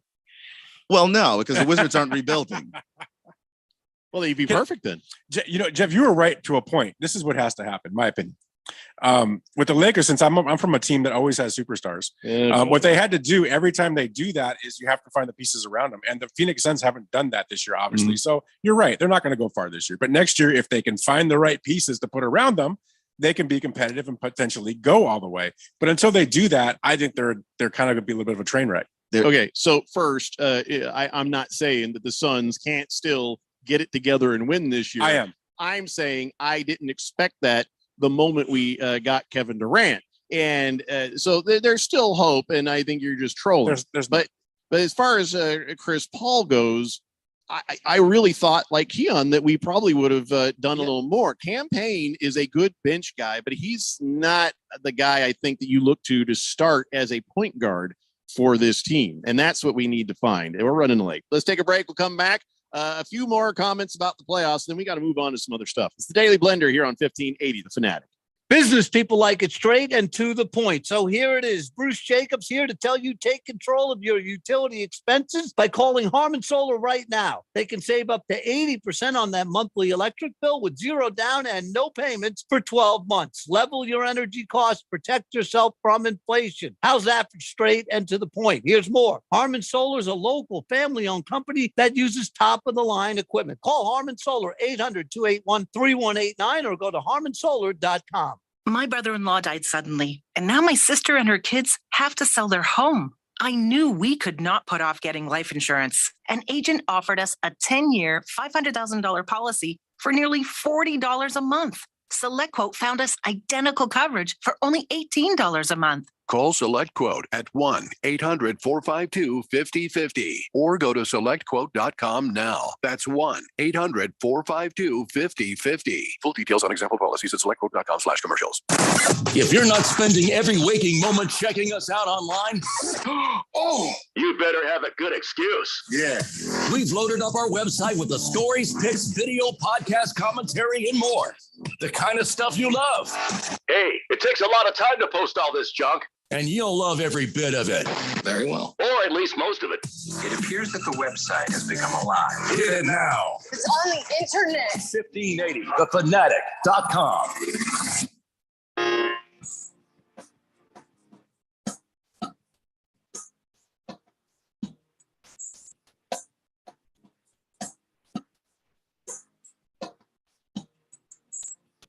Today, the Blender here on 1580, The Fanatic. Raven Kid, I might block him. Really? Yeah, but he's not wrong. That's why. He says Wolves only had 14 points in the third. I mean, the Suns only had 18 in the first. Shut up, Raven Kid. Yeah, Boy, he's just giving it to us today. Yeah. Who is his team? That's the thing I don't even know. Who is Apparently, your it's the team, Raven Clippers. Kid? I'm just shocked that you're sitting there trolling on us. Donnie, we expect, which, by the way, somebody, I think George was saying that Donnie is talking a lot of crap about the Suns on Twitter.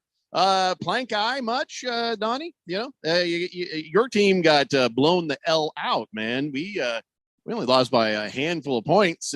Sure, the Suns were down to the Clippers for most of the game, but kept it close. It was.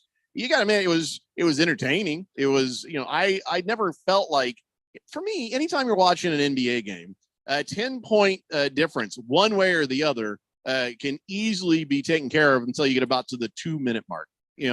And so when the Clippers were up, I was never that bent out of shape about it. But when the Suns got up, I was never comfortable about it. That's just the nature of the game, and the Clippers turned it back around pretty damn quick on you. So, you can talk all the crap you want, Donnie. And I do need to know who Raven Kid's team is. That is a curiosity. Hefty Lefty says, every time I watch the Clippers, it makes me miss Zubac. He's just a solid player who knows his role on the team. Every team loves that type of player. Yep. Mr. Wilbur says, did Ralph just call you Jeff? Yeah, it's just, I don't, Did I? Yeah, you do. It I didn't doesn't call you Jeffrey though. No, you don't. I've asked you. I was like, I've said to you before. I was like, you call, everybody else calls me Jeffrey. You're like, I don't care. Oh, your name's Jeff. No, it's Jeffrey. It's like I've Jeff. always gone by Jeffrey. Well, not in my book. You're Jeff. Well, but You then call me just, names. moments ago, you just said you always call me Jeffrey. I lied. See, Moments that's what- ago, I was fine. Yeah, that's what I thought. Typical Lakers, Clippers, Yeah, typical Kings, LA guy. Dodger, Rams, Seahawks fan. Who Thank else? you. Yeah.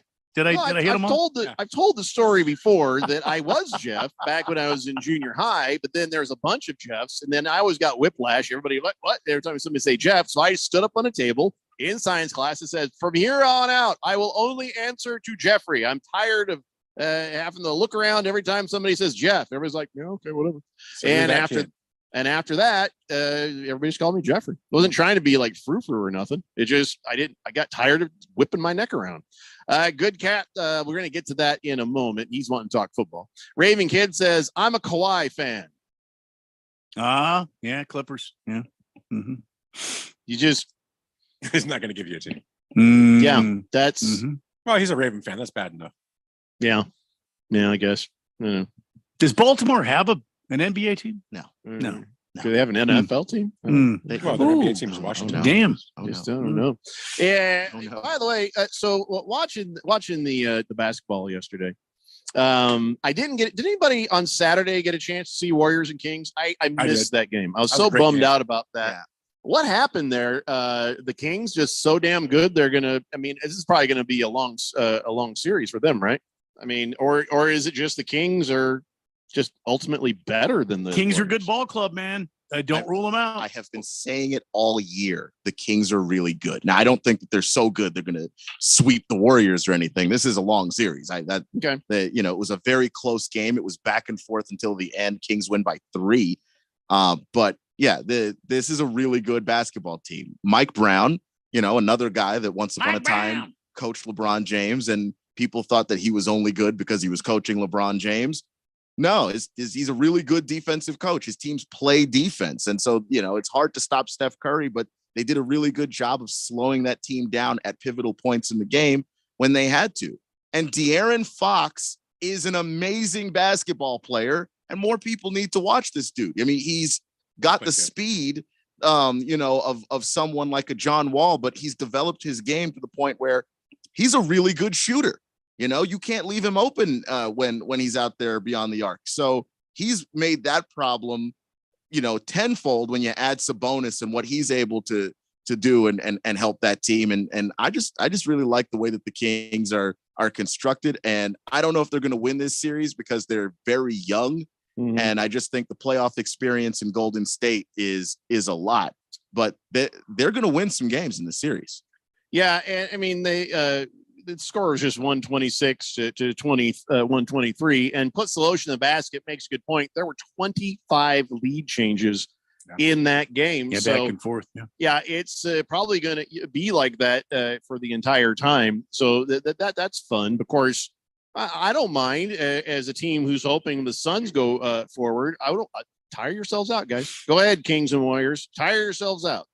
That works better for everybody else. Just be a very let's have the whole every game, every quarter. Let's have it close, and everybody's gonna be exhausted. All good. 888-368-1580. Mr. Wilbur says, block Raven Kid. Nah, I can't do that. I like I usually like the kid, and his dad is good people too. So I don't know. I don't know if he keeps it up though. I might suspend him. I don't know. I'll talk to his dad. That's what I'll do. He says, I follow the player, not the team. I rooted for him on all three teams. Wait, so he says NBA teams change too much to latch on to a team when they'll trade away all your faves in the season, especially with Le GM existing in Lakerland. La GM. What do you think about that? There's only one team that does that. So he follows Kawhi. He followed Kawhi from San Antonio to Toronto, and now to the Los Angeles Clippers. Are you going to have to find a brand new player? I mean, because Kawhi won't play forever. Yeah, that's just kind of a weird way to follow basketball. I was at a minor league ball game one time in Albuquerque, New Mexico, and somebody was wearing a Luis Gonzalez jersey, and I thought, hey, all right, Diamondbacks fan. The guy he wheeled around. He said, "No, I'm a Luis Gonzalez fan." He was only ever on the Diamondbacks. Well, no, Gonzo was he was a Chicago Cub. I believe he was a Florida Marlin. Yeah, I thought he was always a Diamondback. I think he spent some time. Was it the Indians? I'll have to look. No, before Gonzo, or after the Diamondbacks. No, before. Yeah, no, oh Gonzo. God, he's old. Gonzo finished with the Diamondbacks. Yeah. I've only ever thought of him as he actually finished with the Dodgers, but ew, that's forgettable. I think that a lot of basketball fans kind of watch the game that way too. It's they not hook it's onto not a that player uncommon. and follow the player. Oh yeah, children, young people. LeBron definitely started it with that. That LeBron fans. I've known LeBron fans who only watch LeBron, and that's about it. They'll watch other teams, but they won't root for anything but LeBron. There was even a lady bandwagon fans. I don't know. You know what I mean? Because it's easy to pick Kawhi. It's easy to say I'm a fan of the best player there is. So every time you follow that guy around, he's probably going to be on good, productive teams, which in effect is sort of like sort of bandwagon. It's probably a sort of bandwagoning, but I don't know. I'll let someone else make the final call on that. But I did see a lady before the Laker game. She had a Cavs, Heat, Lakers jersey that was just like 3 across with all the different colors, but it was all LeBron. Was her name Ralph? Well, I would burn that jersey. No. Baker's Cocky Hens says Ralph is a black woman, which I used doubt. to be. We all used to be. Baker's Cocky Hen says it doesn't need to make sense. Fox drove to the basket, did a double cross that made Al look slow last game. Is that Al or AI? Al Michaels? He's kind of slow. Al Michaels is nearly 80. Yeah, he might have put money on the game, but he ain't playing it. Would have been slow. Yeah. Who's AI? I mean, if I'm nearly 80 and I'm playing NBA basketball, I'm going to be slow. Yeah. Anybody know what he's talking about? No. Allen Iverson, maybe. I'll just Allen pull it out. Iverson's not playing anymore. No. Mm-mm. Neither is Al Michaels. Al Horford? I mean, that's the only Al I can think of, but it doesn't seem to make sense. Raven Kid says, that's why I started following Jalen Green last season when Kawhi was hurt.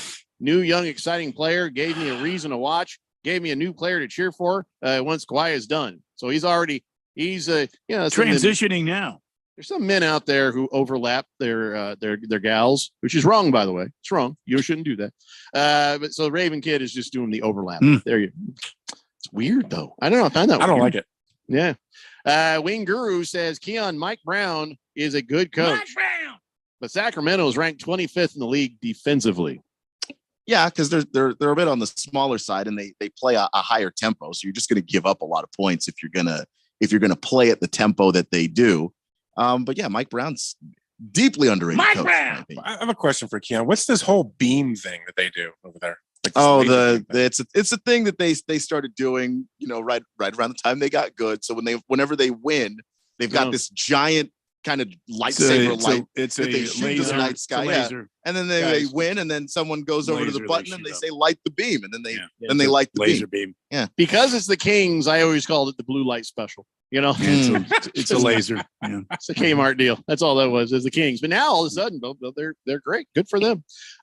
Baker's Cocky Hen says the NBA has been a player following league for a while. I became a Heat fan at one point because of Tim Hardaway and Alonzo Mourning. And he says, CK wonders if Baker Cocky Hens means Andre Iguodala. AI. Okay. I can barely say Iguodala. Well, you expect me to know the acronym for yeah. it? I mean, I don't know. I've always AI is always Allen Iverson for me. Refer to Iguodala as Iggy because AI is Allen Iverson. I've never heard Andre Iguodala referred to as AI. Could be wrong about that, but I have. Is he still playing? He's very old. Iguodala? Yeah. No. He's not still playing. What is that guy talking about? Is he still? Yes, he is. He is? Oh, dear God, he's got to be left on the life Warriors support. and then came back. The Warriors and the NBA now we have just found out allow mobility scooters on the court because he is very old. Raven Camp says Ralph only doesn't like it because he's still hurt over last week. Typical Laker and Dodger fan. No, I just don't think following a player just doesn't seem like a whole lot of fun. I'd rather be part of an organization. Me too, but Yeah, I don't. Like I used to watch. I was a Seahawks fan since '76, and watching them when they were like 2-14, I still rooted for them. It's just something different about that than following some great player around all the time. It's easy to follow the great player, but you take the bad times and the good. I've had bad times as a Colt fan, and I've had good times. Yeah. I think you enjoy the good more because of that. Yeah, it helps you appreciate it more than following one guy. And even following one guy doesn't always assure you a championship, but it does assure you, that you're going to be in certain situations. Right. And to me, that's just too bandwagony. But hey, listen, I also just want to say, if that's your thing, that's your thing. I ain't going to tell you how to live your life, kid. If that's how you want to watch it, I don't understand it, don't like it, but it's none of my damn business. I guess if you're from Phoenix, it makes sense. Shut your whorish mouth. Sorry, Randy. Lacrosse guy says, why is Faker Ralph getting so much airtime lately? And is Radio Ron trying to re-up advertising contracts? No, I bought the station. You bought the station. So don't worry, the whole format's going to change. This will be a Laker station. Light rock. Station. Show tunes and Laker things. Yacht Show rock tunes with and Laker things. radio. Baker's Cocky Hen says, I was talking about Iverson. His crossover was sicker than Iverson's. Iverson is repping CarShield now, guys. Yeah. And what a horrible commercial. They've got AI in a barbershop. Okay. AI's got the, I don't know what you call him, but he's got the cornrow thing. Okay. Well, that's what you call him. Where the hell would you go into a barbershop for that? Okay. Well, because they got where else are you going to go? I mean, who's the producer? Somebody needs to hire me as the producer for these commercials because that was miserable. Where would you send him? And then they've got old man. Woo! What's his face? They got him in there. And then, oh my God. I want to go back to the hair thing. I don't understand. It's terrible. Who's supposed to put the cornrows in? Are you supposed to do that yourself? I But mean, nobody's messing with him. He's sitting in the chair. He's got the barber thing on. maybe he was but there for a shave. Nobody's clipping. Nobody's got the shave going. Nobody's doing anything. It's what I see. The commercial Randy, is it's a damn stupid. TV thing. It's It's not a real stupid anyway.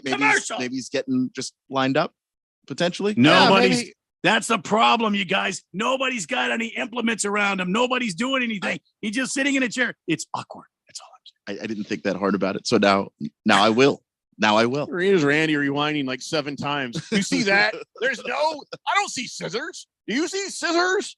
I'm the person that usually overthinks commercials, so I feel like I've been no. outflanked. I don't know. I don't know what to do. Keon, I did TV production for a long time. Okay, I see it So you before it can even see happens. everything. I see it before it happens. Cornrow production TV. You know how many times I have to lean over my wife? She notices things all the time in shows and this and that. Sometimes it happens to me too, but I almost every time we watch a show, I have to say, because it's a TV show, honey. It's a TV Well, show. it's and then they It's got a in the TV commercial, show. and they got the commercial. They got like the guy, what's his name, Tasty Freeze or whatever his name is. He said, I have the answer, and then AI walks in. Come on, man, be more creative than that. Does your wife do that when you're watching movies? Yeah, movies, Like mine TV does that, shows. and she'll say, "Oh, see that? I saw that. That's not realistic." Or see, look, their shirt, they changed it. No. Or look at this. No. Oh my No. gosh, I just want to. Miss All you Kim's gotta do not is like- just learn what I did. TV show, and then you just go back to watching TV show. Just a TV See, show. Miss Kim understands because she was in TV production too, so she understands. She gets it. But My wife's an actress. She knows better. just but get she's it. still- It just drives. When I see that commercial, oh my god, it drives me. Oh my god, it drives me crazy. Nah, you just have to listen. If you're watching TV or a movie, you have to suspend belief to a point. You know, Yeah. you don't go like, "Wait a minute, that's not the CIA director. That guy was an alien on that other show I watched. This is bullcrap." It's a TV show. It's a TV show right there. Just a TV show. Historian, your suspension is over, so I'll say what you said earlier. He says, historically speaking, Apollo 13 touched down after a major crisis when the O2 tank exploded, wreaking havoc on the service module. The capsule landed in the Pacific Ocean. Was that today? What year Must was be that? on this date. Yeah. I was gonna say we know it's a fact, but when? But you didn't tell us what year, or did they? Because you know there's people going back again. Oh yeah, leaving. They're Leaving. Was it today? I I thought they don't were know. leaving today. Can I just say something about that? Yeah, I get it. They're doing the same thing that was done last time. The first thing they do a practice run around the block, and you come back and whatever. Yeah. And then you go back and you're like, oh, now we're going to park. Yeah, we're going to get in the parking lot and land. About that, we've already done the let's go around once and come back thing. We've done that. Why do we have to do that again? I think we need to land this damn thing. Well, new systems, new rocket, new lander, the whole 9 yards. They have to do all the what do you call it? The ramp ups to the landing. Yeah. We already know how to do this. I think we should just land on the damn moon. I agree with it, but I'm just What telling are you screwing around for? And how long do we have to wait till the next time they send them up to actually go I don't do know. something that was done 50 years ago? I don't know. I mean, I get it. They're getting ready to build a base on the moon so we can launch off and go to Mars. Hooray! That's great. But I don't know. It seems like silliness. So it's like we don't. It's like driving to the store and then going back home without anything. You know? Why I did do you that drive all the quite way there? often. You didn't get nothing. I do that quite often. Well, it's because you're senile. Well, it's the Daily Blender here on 1580, the Fanatic. When I can't sleep, my mind just races. I think about work, the kids, but I don't think about taking melatonin because I'm afraid I'll feel groggy in the morning. ZzzQuil Pure Z's Gummies has an optimal dose of melatonin for no next day grogginess, so you can fall asleep naturally and wake up feeling refreshed. ZzzQuil Pure Z's Gummies for better sleep like never before. And try Pure Z Sleep plus Next Day Energy with melatonin plus extended release B vitamins. Imagine getting ahead of your irritable bowel syndrome with constipation or IBS-C by treating it with Linzess. Then you could start proactively managing your constipation with belly pain and get ahead of your symptoms. Talk to your doctor about Linzess, linaclotide. Linzess is a prescription medicine that treats IBS-C in adults. It's not a laxative. It's a once daily pill that helps you get ahead of your symptoms. It's proven to help you have more frequent and complete bowel movements and helps relieve overall abdominal symptoms, belly pain, discomfort, and bloating. These symptoms were studied in combination, not individually. Do not give Linzess to children less than 2. It may harm them. Do not take Linzess if you have a bowel blockage. Get immediate help if you develop unusual or severe stomach pain, especially with bloody or black stools. The most common side effect is diarrhea. diarrhea, sometimes severe. If it's severe, stop taking Linzess and call your doctor right away. Other side effects include gas, stomach area pain, and swelling. Imagine what could relief from IBS-C mean for you. Talk to your doctor and say yes to Linzess. Learn more at linzess.com or call 1-800-LINZESS. Sponsored by AbbVie and Ironwood Pharmaceuticals. Did you know that feeling sluggish or weighed down could be signs that your digestive system isn't working at its best? But taking Metamucil every day can help. Metamucil supports your daily digestive health using a special plant-based fiber called psyllium. Psyllium works by forming a gel in your digestive system to trap and remove the waste that weighs you down. Metamucil's gelling action also helps to promote heart health and slows down sugar absorption to promote healthy blood sugar levels. Start feeling lighter and more energetic by taking Metamucil every day. When you run a business, you need to be in control. And while you can't control everything that happens in the world of business, you can definitely take control of your utility expenses with the help of Harmon Solar. Give them a call and see how your company can save up to 80% on that monthly electric bill with zero down and no payments for 12 months. Harmon Solar is a local family-owned company that uses top-of-the-line equipment. Call Harmon Solar, 800-281-3189. That's 800-281-3189. Or go to harmonsolar.com. If you're struggling, if you're lost, if you need someone to talk to, or if you're concerned about a loved one, call, text, or live chat the 988 Suicide and Crisis Lifeline. 988 crisis counselors are available 24/7 to listen and provide free confidential support when you need it most. Thank you for contacting 988. How can I help you today? The first step to help and healing is 3 numbers away. When you reach out to 988, Hope always answers. This message is sponsored by the Arizona Department of Health. This is Brian Musburger. Don't miss Betting Across America, Saturdays at 11 a.m. right here on Arizona Sports Betting Station, 1580 and 99.3. The Fanatic.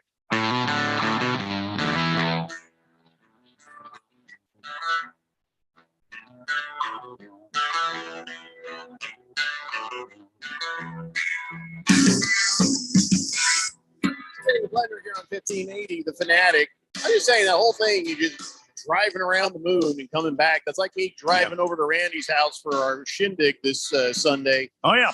And then just going right back home without any brisket. Why would you do that? Why would you do that?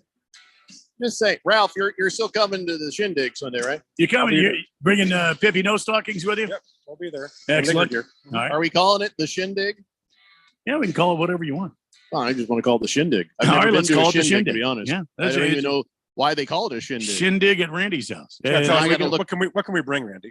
Yeah, you bring yourselves. I don't have any. I was looking at the menu here. I don't think we need anything. I always, all good. anytime there's a what do they call it, potluck?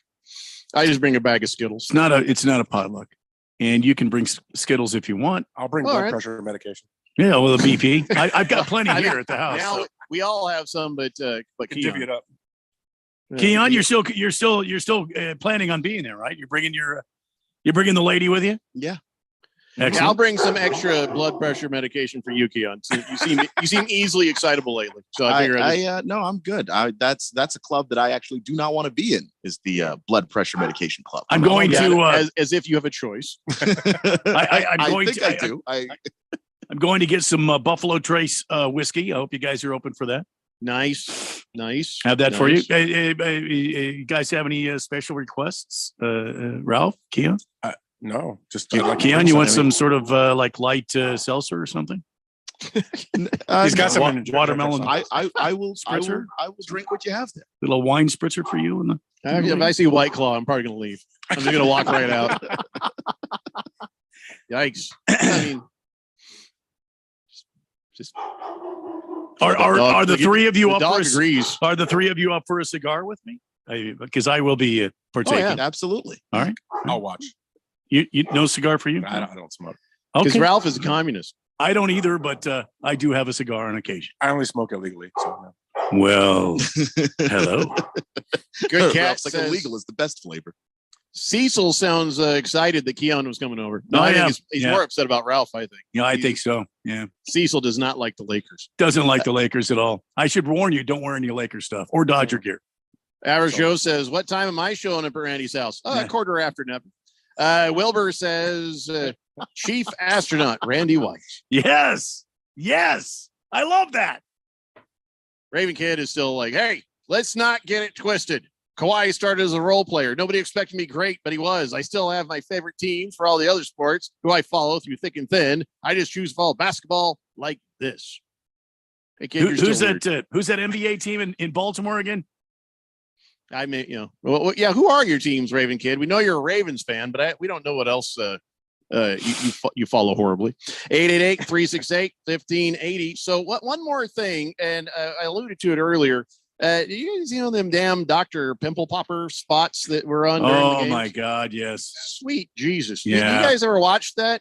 No. Pimple pop. The only pimple that is satisfying to watch popped is your own.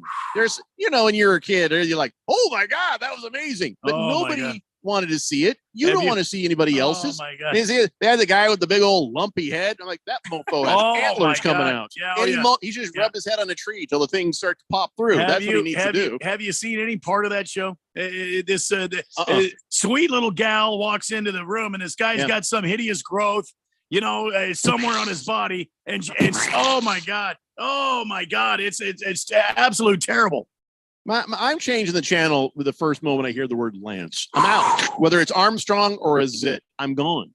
Dr. Sandra Lee is her name, and they play these commercials over and over over on the TNT. I guess they're owned by the same people who own Discovery Channel or something. And I guess Discovery Channel is now just popping zits. That's the only thing they do on that. They discovered to squeeze out some pus. Miss Kim and I, we love the what is it, Destination, or what is it, Discovery on what did Josh? What's his face? He does the Destination. The dude with the Indiana Jones. Or there's a lot of. We like that show. We like that show a lot. Yeah, and then they got the Destination X, where they have the two people going out there. One is a scientist. I like him. And then the gal is one of those wackadoo. I believe in all sorts of weirdness. But anyway, Who green lights a show about popping dimples. Oh, no. Who green lights that? No. It was a great tweet I saw. This person said, it's wild that Dr. Pimple Popper got more playing time than Thomas Bryant today. Oh, no. Jeez. So they will just put anything on TLC. That Lord, like I believe that before I saw that commercial, but it's even more true today than it was before. They will put anything on that damn network. Why can't they do something more like a romantic vacation spot? Why is it got to be popping zits? Yeah, here's the thing I noticed and I wonder about when they showed the commercial. And the dude with the lumpy head is getting this big old giant lumpy zit thing popped on his head. Yeah. They blurred it out. Was it blurred out because it was disgusting, or is it blurred out because it's a big surprise and they don't want to spoil it for you, and you'll see it when you watch the show? You notice? I'm not kidding. I don't know. She's got that medical welder's mask on. It's got the mask, and it's got the thing up here, it comes up here over the eyes. She's expecting some. Yeah. Oh yeah. Oh no. You don't take no chances. For it. Are you kidding? That's ratings, I think, for them. Ugh. The more splatter, the more people want to watch. This year, you can't eat food and watch basketball during the playoffs this year. No, not with that crap. No, I don't know. you gotta if get rid of his that. lumpy head was on, what are they going to have next week? Because the next show there's going to be somebody else. Oh, I've seen commercials for different. Oh my God, they've got them on the back. Do they always blur them, or is it just? I've just seen the commercials. I've never watched the show. I've just seen. Oh dear God, yeah. They on the back. They got them on the feet.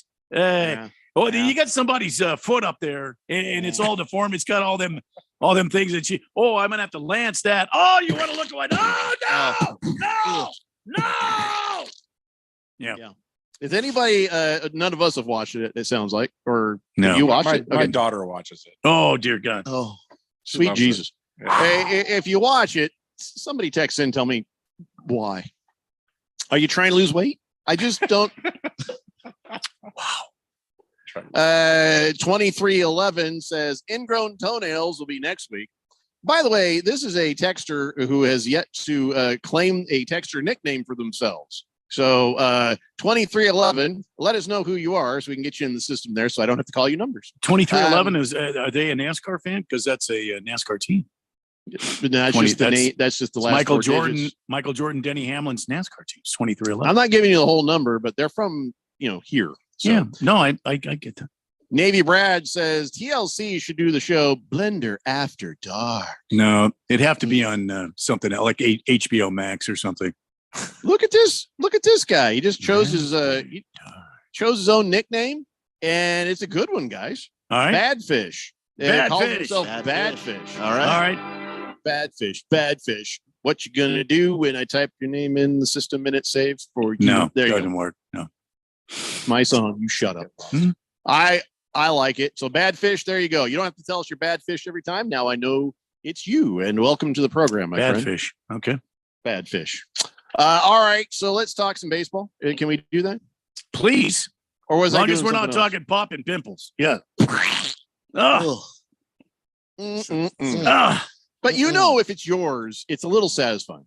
Yeah. It's a little satisfying. Sometimes you see something go, you're like, oh my God, it's huge. If it's yours, it's okay. Somebody else's, and you're like, hell no. It's Have always you weird guys- when weird? somebody else's, especially when It's like they're your own golf farts ball don't smell so sized. bad. Have you guys ever lanced one of your own zits and it comes out and it's like a solid? Yeah. Oh, sure. Has that happened? Ralph, has that happened to you? Never Of course. a solid. You lance one and it comes out like a solid, kind of like Thump. it kind of grows out. Maybe it's an Arizona thing. Keon, does that happen to you? Can't say that it has. to Sort be of like honest with curdled milk or something. Just go plump. Yeah. Oh, You know what I mean? And it just comes out. Or you get the my ones stomach that is look like, absolutely you like upside those down right now. fireworks, the 4th of July, and it, Oh, yeah, it kind of yeah. like the worm goes, kind of comes out like that. Yeah, oh yeah, yeah. Got some of That's those. see, gotta you've be had those, Arizona. Jeffrey. I've had Yeah, those I've had too. Yeah, That's an Oh, Arizona yeah. thing. yeah. It's an Arizona thing. Has to be. Dry, I had the dry one on my air, nose. The dry air. I had Yeah. one on my nose one time. I did that Yeah. too on my nose, and it came out like that. Got into my eye a little bit. The worst ones are when they make a sound. Oh yeah, yeah. That's the worst. When you hear it go, you're Yeah. like, oh, Jesus. Yeah. Did I mean, you- it's been a lot of years, but I got to tell when you hear that noise, you start checking above you. Like, is it on the ceiling? yeah, you start wondering, am I going to live through Yeah. this? This is- Yeah. I know it's not just us. People listening are nodding their heads. Others Oh, yeah. are going, Oh, yeah. ooh. Like I Keon wonder if we're right going now. to get big ratings from this, like TLC does from Dr. Pimple Popper. We're just talking about it. Watch our numbers just go sky high now. Oh yeah. You Bruno know it's gonna Baller happen. Yeah. says, "Can we please change the subject? No more Yeah. pimples, please." All right, I guess he's. We'll mark you down as not a fan. Brooks Kepka says, "I just threw up on my steering wheel. Can we get on to baseball, please?" Wilbur says, "Isn't that what you call the ugly girl with pimples on her face? Oh. Bad fish." Oh. I don't think why. I don't even understand that, Wilbur. Mm. Hefty Lefty says, "This is a little bit behind where you're at on the show, but maybe Iverson had just finished his lineup and was just time to sit around and chat for a while. Maybe there wasn't another appointment for an hour. He's supporting a struggling local business." I don't know what he's talking Talking about the commercial. Yeah. Oh. I never saw him go for his wallet ever. about. I've not seen the commercial, so I can't comment. I never saw him go for his wallet. Not once. He was Can we just there to talk- collect money, not to pay money. Do we have any more Zit comments, or are we going to talk I baseball? don't know. Tonight on Daily Blender, Pimple Popper. I mean, I could see it. The Daily Pimple Popper Blender. Daily Blender, Pimple Popper. That sounds gross, too. Mm-hmm. George says, "Man, I step away for a few minutes and come back to you guys talking about solid pimples coming out like curdled milk." Come on, Big He's George. like, You've had maybe to we have should- a couple of those. I mean, you're gigantic. Come on. Oh my God. You've had to have that gelatinous goo You're come out of your gigantic. forehead or something, right? Come on, Big George. You know how you say sometimes you'd pop a Zit, it's like a shotgun blast? I bet he killed people with his. Oh, yeah. Well, that's the thing. I mean, back in the day, you get close to the glass and see how much coverage you could get.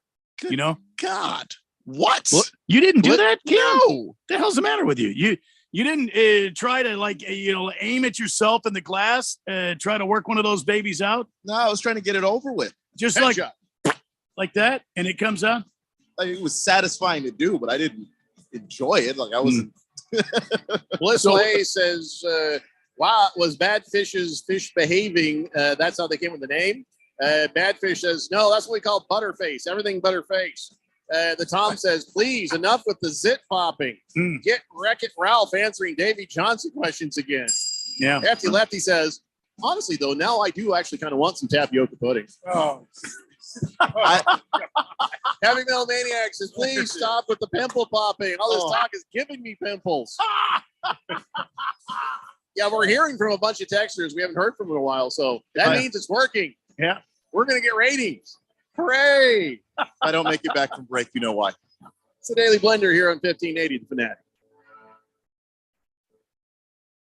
When you get nachos, tacos, empanadas, spicy queso with jalapenos, Pepto-Bismol's there. Pepto-Bismol provides fast, effective relief from nausea, heartburn, indigestion, upset stomach, and diarrhea. All the things that can happen unexpectedly on vacation. So before you travel, pack the Pepto. Pepto-Bismol. When you have nausea, heartburn, indigestion, upset stomach, diarrhea. Use as directed. Keep out of reach of children.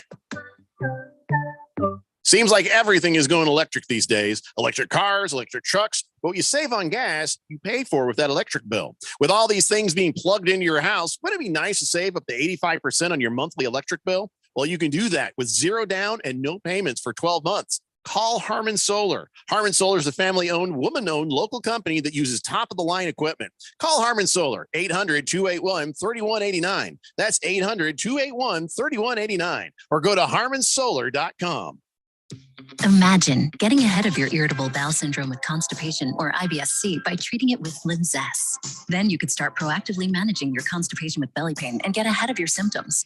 Talk to your doctor about Linzess, linaclotide. Linzess is a prescription medicine that treats IBS-C in adults. It's not a laxative. It's a once-daily pill that helps you get ahead of your symptoms. It's proven to help you have more frequent and complete bowel movements and helps relieve overall abdominal symptoms, belly pain, discomfort, and bloating. These symptoms were studied in combination, not individually. Do not give Linzess to children less than 2. It may harm them. Do not take Linzess if you have a bowel blockage. Get immediate help if you develop unusual or severe stomach pain, especially with bloody or black stools. The most common side effect is diarrhea, sometimes severe. If it's severe, stop taking Linzess and call your doctor right away. Other side effects include gas, stomach area pain, and swelling. Imagine what could relief from IBS-C mean for you. Talk to your doctor and say yes to Linzess.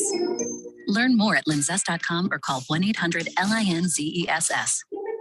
Sponsored by Appy and Ironwood Pharmaceuticals. It's back. The second annual Fire and Fairways Charity Golf Tournament presented by Kasai Japanese Steakhouse is Monday, June 5th at Silverado Golf Club in Scottsdale. Supporting Arizonans for Children, helping foster kids since 2002. Early entry is just $160 and includes fabulous lunch and drink celebration at Kasai Japanese Steakhouse, Scottsdale. Win a trip to the 2023 Ryder Cup, a Pebble Beach golf vacation, a 2-year car lease from Coulter Cadillac, and much more. You can help. Be a sponsor or donate a prize. Go to fireandfairways.com. That's fireandfairways.com.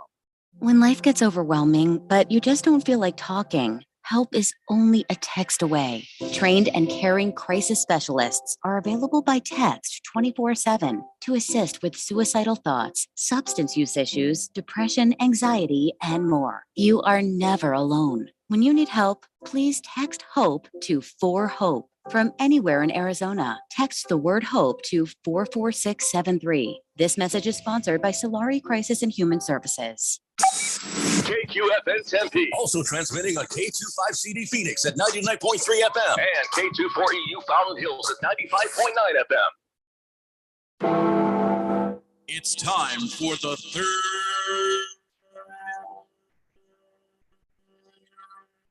hour. Quiet, people, settle down because it's time. For what? Showtime. When does it start? Right now. 3, 2, 1. Let's get on with the show. Let's do it.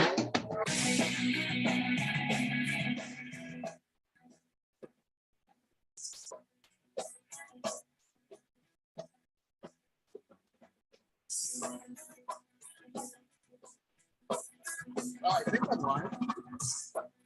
I didn't hear anybody say this. Oh, I was looking at your mouth and you moved. I said it quite a while earlier than that, but around when I usually do. So I guess that means we're live? We are in fact. I think we're live right now. We're live? Ralph? Yeah, we're live. Yeah, I'm live. All right, well, I guess we're live. It's the Daily Blender here, ladies and gentlemen, 5 p.m. I'm your good friend, your radio pal, Jeffrey O'Brien, alongside Randy White. We got Ralph hanging around, just being Ralph. And of course, Keon is in the control room. And you guys are on the Fanatic text line, 888-368-1580, as we broadcast live in the Harmon Solar Studios in Scottsdale.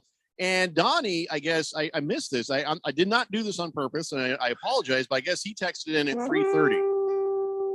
I missed it. And he says, just tuning in. All I hear are excuses after excuses after last night's loss. Panic mode has set in the Valley. Oh, please. Well, you definitely weren't listening to this show. Because we weren't making excuses. We were just saying it like it was.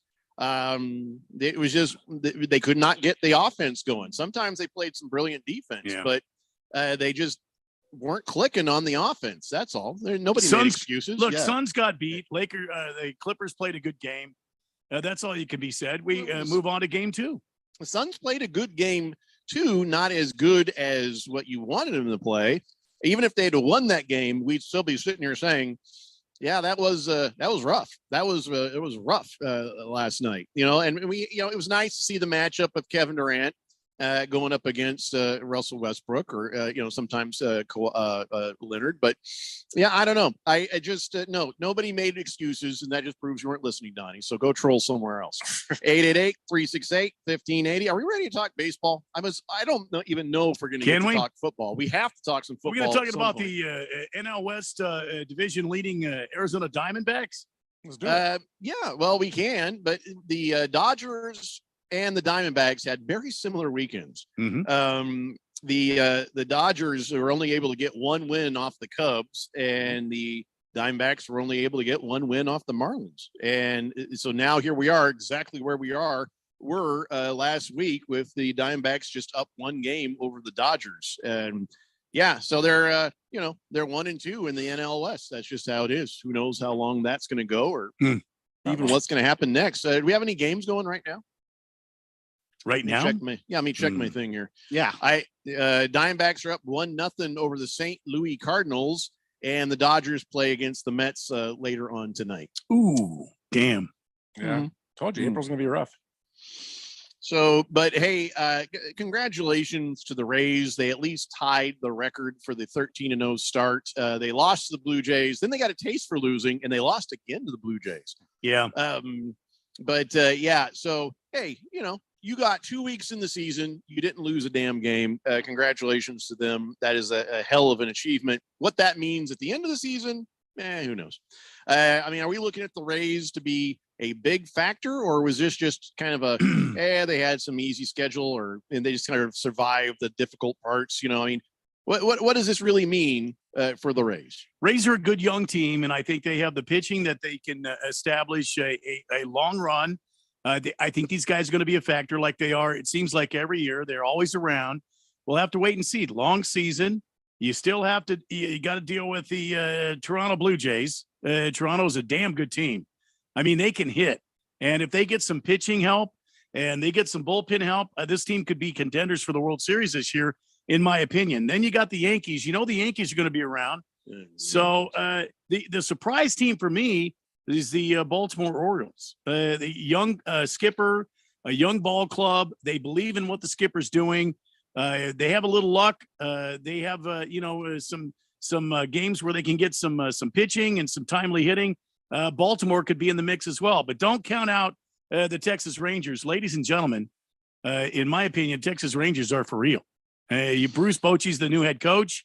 They have a pitching staff that is one of those diamond staffs where you look at them and go, how do these guys lose any games at all? And they're getting some timely hitting.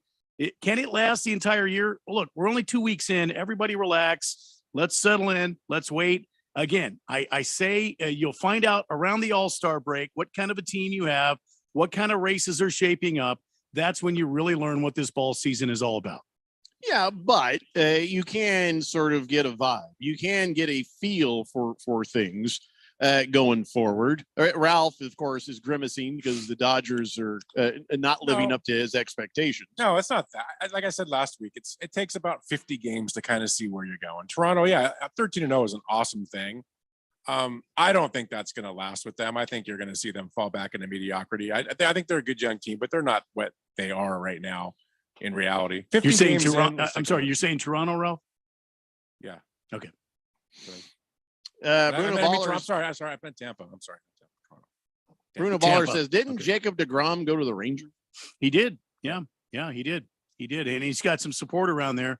He's got some offensive support, and he's got a great coach. He's got a Hall of Fame coach in Bruce Bochy, which I didn't think Bruce Bochy, once he left the San Francisco Giants, I didn't think Bochy would come back and manage a team. Somehow they talked him out of retirement, and here he is. And listen, for Bochy to come back, they're going to have to assemble a team that's going to compete.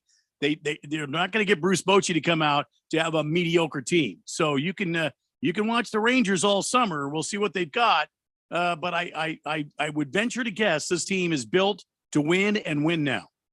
Oh, Jesus, George. Big George is on the text line, says the Diamondbacks are for real, guys. They're going to playoffs. Their pitching is amazing. Wow.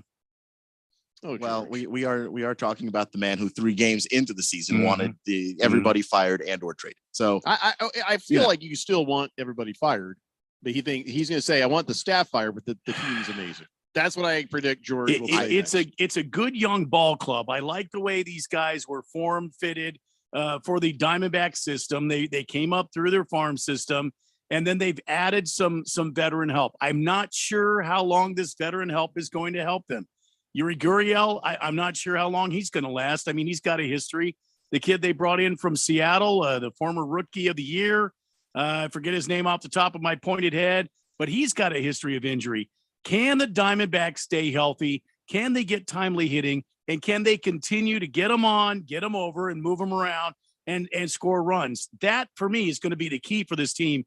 And do they have the bullpen staff that can keep them in games even when it's tight? For me, that's the key for the Diamondbacks. Do they have the bullpen, and can they stay close when it's a tight game? Hey, can I just give some advice real fast to some of these young hot shots? Listen, maybe don't play so well, or else we will never see you again. Don't be too good. You're going to get traded. That's the Diamondback way. Yeah. Ralph, you wanted to say something? I'm just going to say that I get the excitement and have fun with it. The Diamondbacks are what we thought they were. They're about a 500 club this year. I don't think anyone is sitting around this table right now would say anything different. They're not going to be anything more than a 500 club, which is they're still a 505 club. But that's still a good thing. It's not a bad thing. There's improvement there. But when it's all said and done, they're not a contender. They don't have the bullpen. They don't have the arms. They don't have the staff that they're going to need to really be a true contender. So enjoy it. I think it's fun. I think have fun with it. But the reality is they are who we thought they were. Well, we'll see. We'll see. I think they're better than we thought they were, but I don't think they're Big George better than we thought they were. Well, he's so extreme anyway. So. You know, they can lose tomorrow and he wants to fire everybody. So well, he still wants to fire everybody. I still can't get over these Red Sox fans taking off their shirts in the rain. Is that your first instinct? Take your shirt off when it starts raining and with a bunch of other dudes. You know what I'm saying? It's just kind of weird. The one guy was sitting there drinking rainwater out of his shoe. Like, oh my God, that's the was it frat day at the park? Is that what that was? There's a rain delay, and everybody just sort of lost their minds.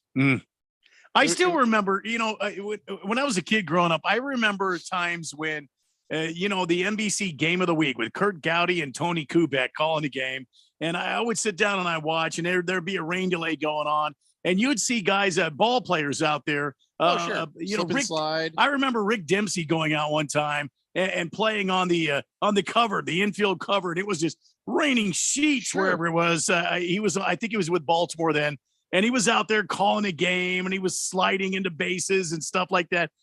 Baseball fans, baseball players, they're fun-loving people anyway, or at least they used to be. The guy on the field slipping around on some tarp, well, that's fun. I do the same thing. But you're standing there in your seats. There's what else are you going to do? I mean, what can you? But maybe if you maybe you shouldn't. Maybe you just shouldn't. Maybe don't. Just. There's nothing about taking off your shirt that makes you standing in the rain more interesting. If Ralph and I are at a game, I'm thinking we're taking our shirts off and we're having fun. I'm drawing on it too. I mean, I'm making a happy face, all sorts of stuff. I got the nipples that have cut diamonds. I should not take my shirt off. Hello. Too many people would be. Let me show you the way you need to go. Hello. Scratch some corneas if I'm not careful. So. Colts fan Dan says, yeah, I heard those Boston Red Sox fans were drinking Bud Light out of their slippers. All right. Heavy Metal Maniac says, Ralph is just mad the Diamondbacks beat them in more games in 2 series. He'll never like the Diamondbacks. He's always going to hate on them. So good luck with them. Sorry, Dodgers. I don't hate the Diamondbacks at all. I talk good about them when everybody else is talking bad about them. I don't hate them one bit. I just don't think they are what you think they are. That's all. So we were. I want to get done with baseball because I want to talk football. So don't slow me down. All right. So no more long discussions, guys. Just All right. Wow. All right. Okay. Just saying. Okay. All right. Fernando Tatis Jr. He's just homering all over the place in AAA, and well, you know why? It's the PEDs. I mean, that's why he was in trouble in the first place, right? So the performance-enhancing drugs. Did they send him to the minors just to get it out of their system? No. Like Yeah, you 'cause just he's already keep- been suspended for it. Go crazy down there. Just keep hitting that ball, and then you'll sweat out the PEDs. Just getting his timing back and getting back into game shape. Fernando Tatis Jr. is an extraordinary ball player. He has a lot of talent. The kid's at AAA. This is not the major leagues. He's at AAA. How long does it take before all the PEDs are out of him? I'm serious. How long does it take before they drip out of him there? I don't know, but he already must missed have about- taken it a lot. He missed about half the season last year already. Yeah. So they're just Yeah, I mean, it's I'm a sure common they're not- thing for when someone misses that much time, even if it's just injury, you go up through the minor league clubs. The until you're AAA back. ball is nothing like Major League ball. Correct me if I'm wrong, Keon or Ralph. AAA ball, you just get up there, you see the ball, you hit the ball. Especially if you're a player of the caliber of Fernando Tatis Jr. You're going It's- out there to get some yeah. work in. It ain't It's right, like a though, spring for everybody training, else. man. So It's like if a high school player, a senior in high school, they're like, "Hey, you're in trouble, but I'll tell you what, we'll let you go down to the elementary school there, and we'll let you play against them kids just to get into shape. So call us when you're ready." Probably not And- that extreme, but no. It feels like it watching Tatis out there. he's just getting work in, man. He's getting his He's swing playing back. like Bugs Bunny. He's playing all positions of the field. He's hitting the ball. He runs back. He hits the ball. He runs back. He hits the ball. Your best pitchers are in Double A, not Triple A. Triple Yeah. A is your career minor league guys. Yeah. Double A is where your guys are that are going to go up to the next level. So it's just a place for him to get his stuff Exactly what I was going to say. Yeah. I just feel like it's ruining somebody's day unnecessarily. Nah, he's just getting some work in. And also the fans of that team, you're going out there, you get to see Fernando Tatis. And I know you live in a town with the minor league. The club, Chihuahuas. That's the name of the team, by the way. It's the Paso. Chihuahuas. Yeah, those fans get to go out there. I remember long time ago when the Lookouts were farm team of the Dodgers. Kershaw got hurt and he went and he had a start there with the Chattanooga Lookouts, and I went to go see him. It was really fun. So fans are like in that area. I mean, that's really something that they get to enjoy too. So it's not ruining a whole Sexual lot. freakazoid Bauer is in Japan now. And he Yeah. actually he had his first outing yesterday. Threw really Yeah, well. how did he do? Yeah. He really 4 innings, no runs, 4 hits, 6 strikeouts. I watched it. He threw really well. You know why he's there? Because the Japanese, they don't kink shame. They're He's just, four- He has 4 million reasons to be there. yeah, they're like, no, you're fine. Go ahead. Do Look, what you- whatever you need to I do. am a Trevor Bauer fan and supporter, so I'm not going to get Yeah. No, they don't get in your business. Japanese are very. It's cool, whatever. Choking is legal there. Sure. So, yeah, whatever you want to do, it's fine. So here's we're talking about unnecessarily causing somebody a bad day. Unnecessary roughness. Go ahead. No, let's talk about some umpiring again. All right. This Let's do happened it. during the Dodgers Cubs game. Yeah. Hey, remember when Cody Bellinger used to be? I think he used to be on the Dodgers, Yeah. and then he went over. Last year. He went to the Cubs This year. and then when he showed up back again to go ahead and play, oh my God, we love this guy. It was actually pretty nice of the Dodgers because you wouldn't have got that if it was the Yankees. The Yankees Yeah. been like, up yours, Bellinger, Yeah. but We love Cody. so they gave him a standing ovation. And so, of course, the umpire said, strike one, because he violated the pitch clock, waving at the nice I saw people that. Yeah. for the standing ovation. Mm-hmm. That was one of the worst things I've ever seen. Jim Wolf should be immediately fired. I'll George you on this one. Yes, Jim Wolf should be fired for that.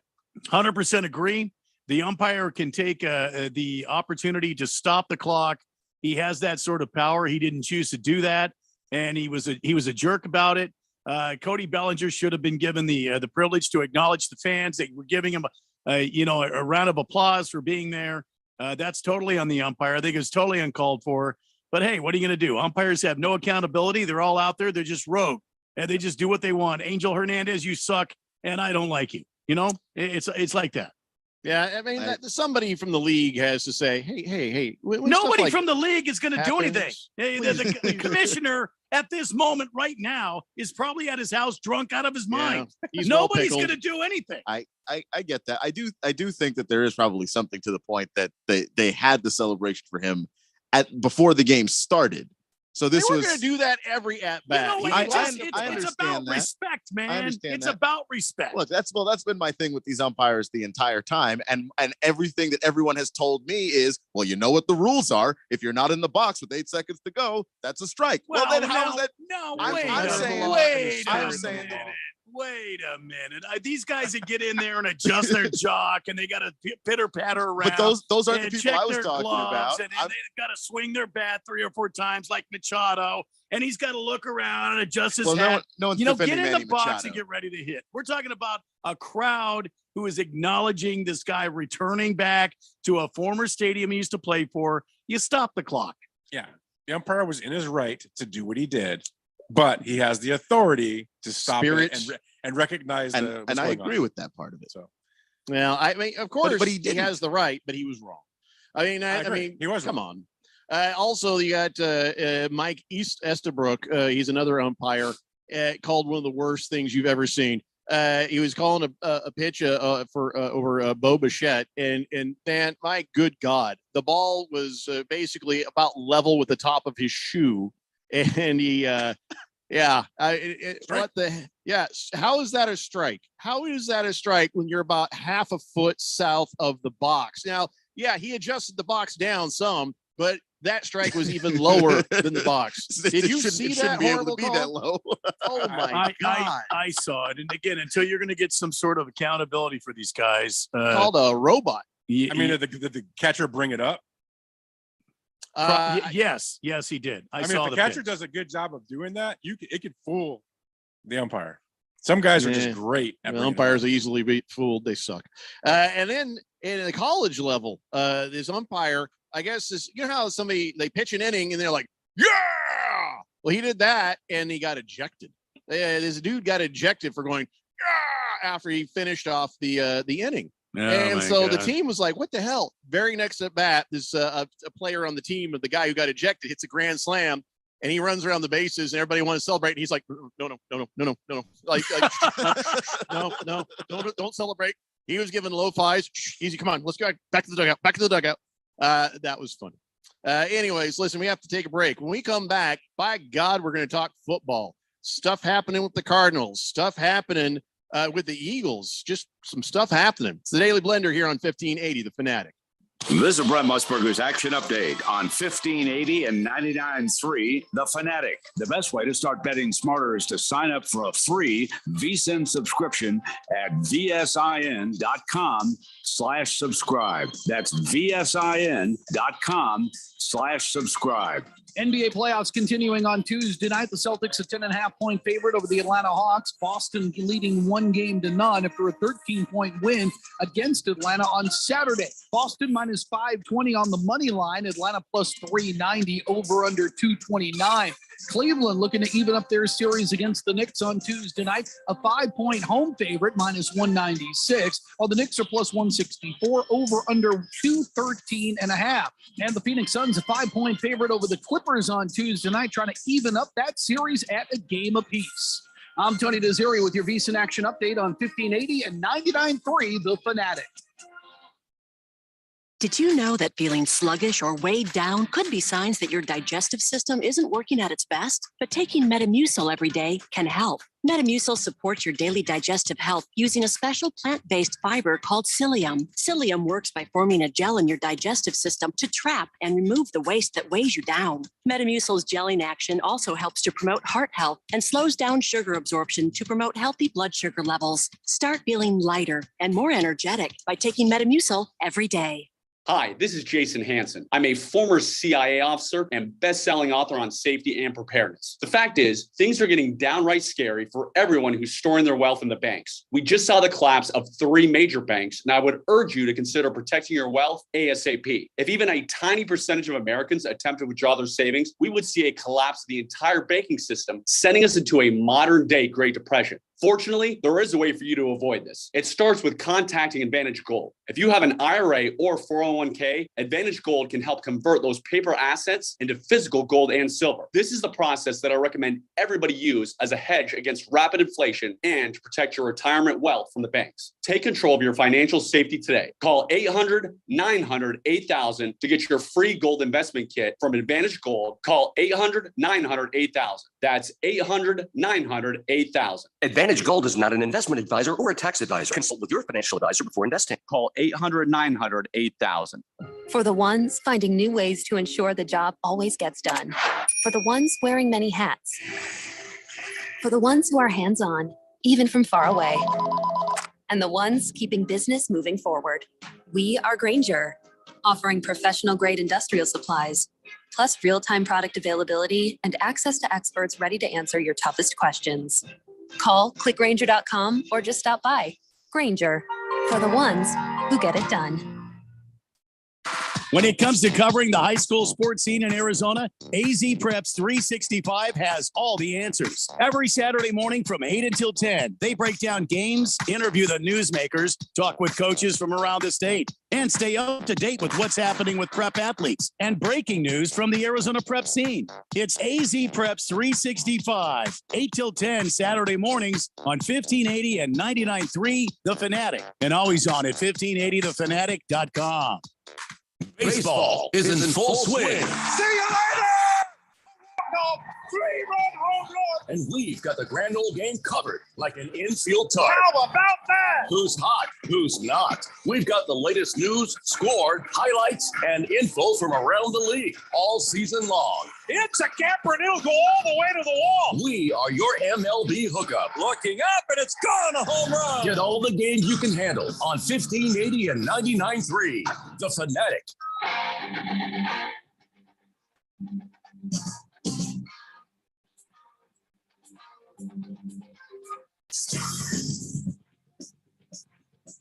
Blender here on 1580 The Fanatic, and I feel like Jalen Hurts just did Lamar Jackson a giant favor.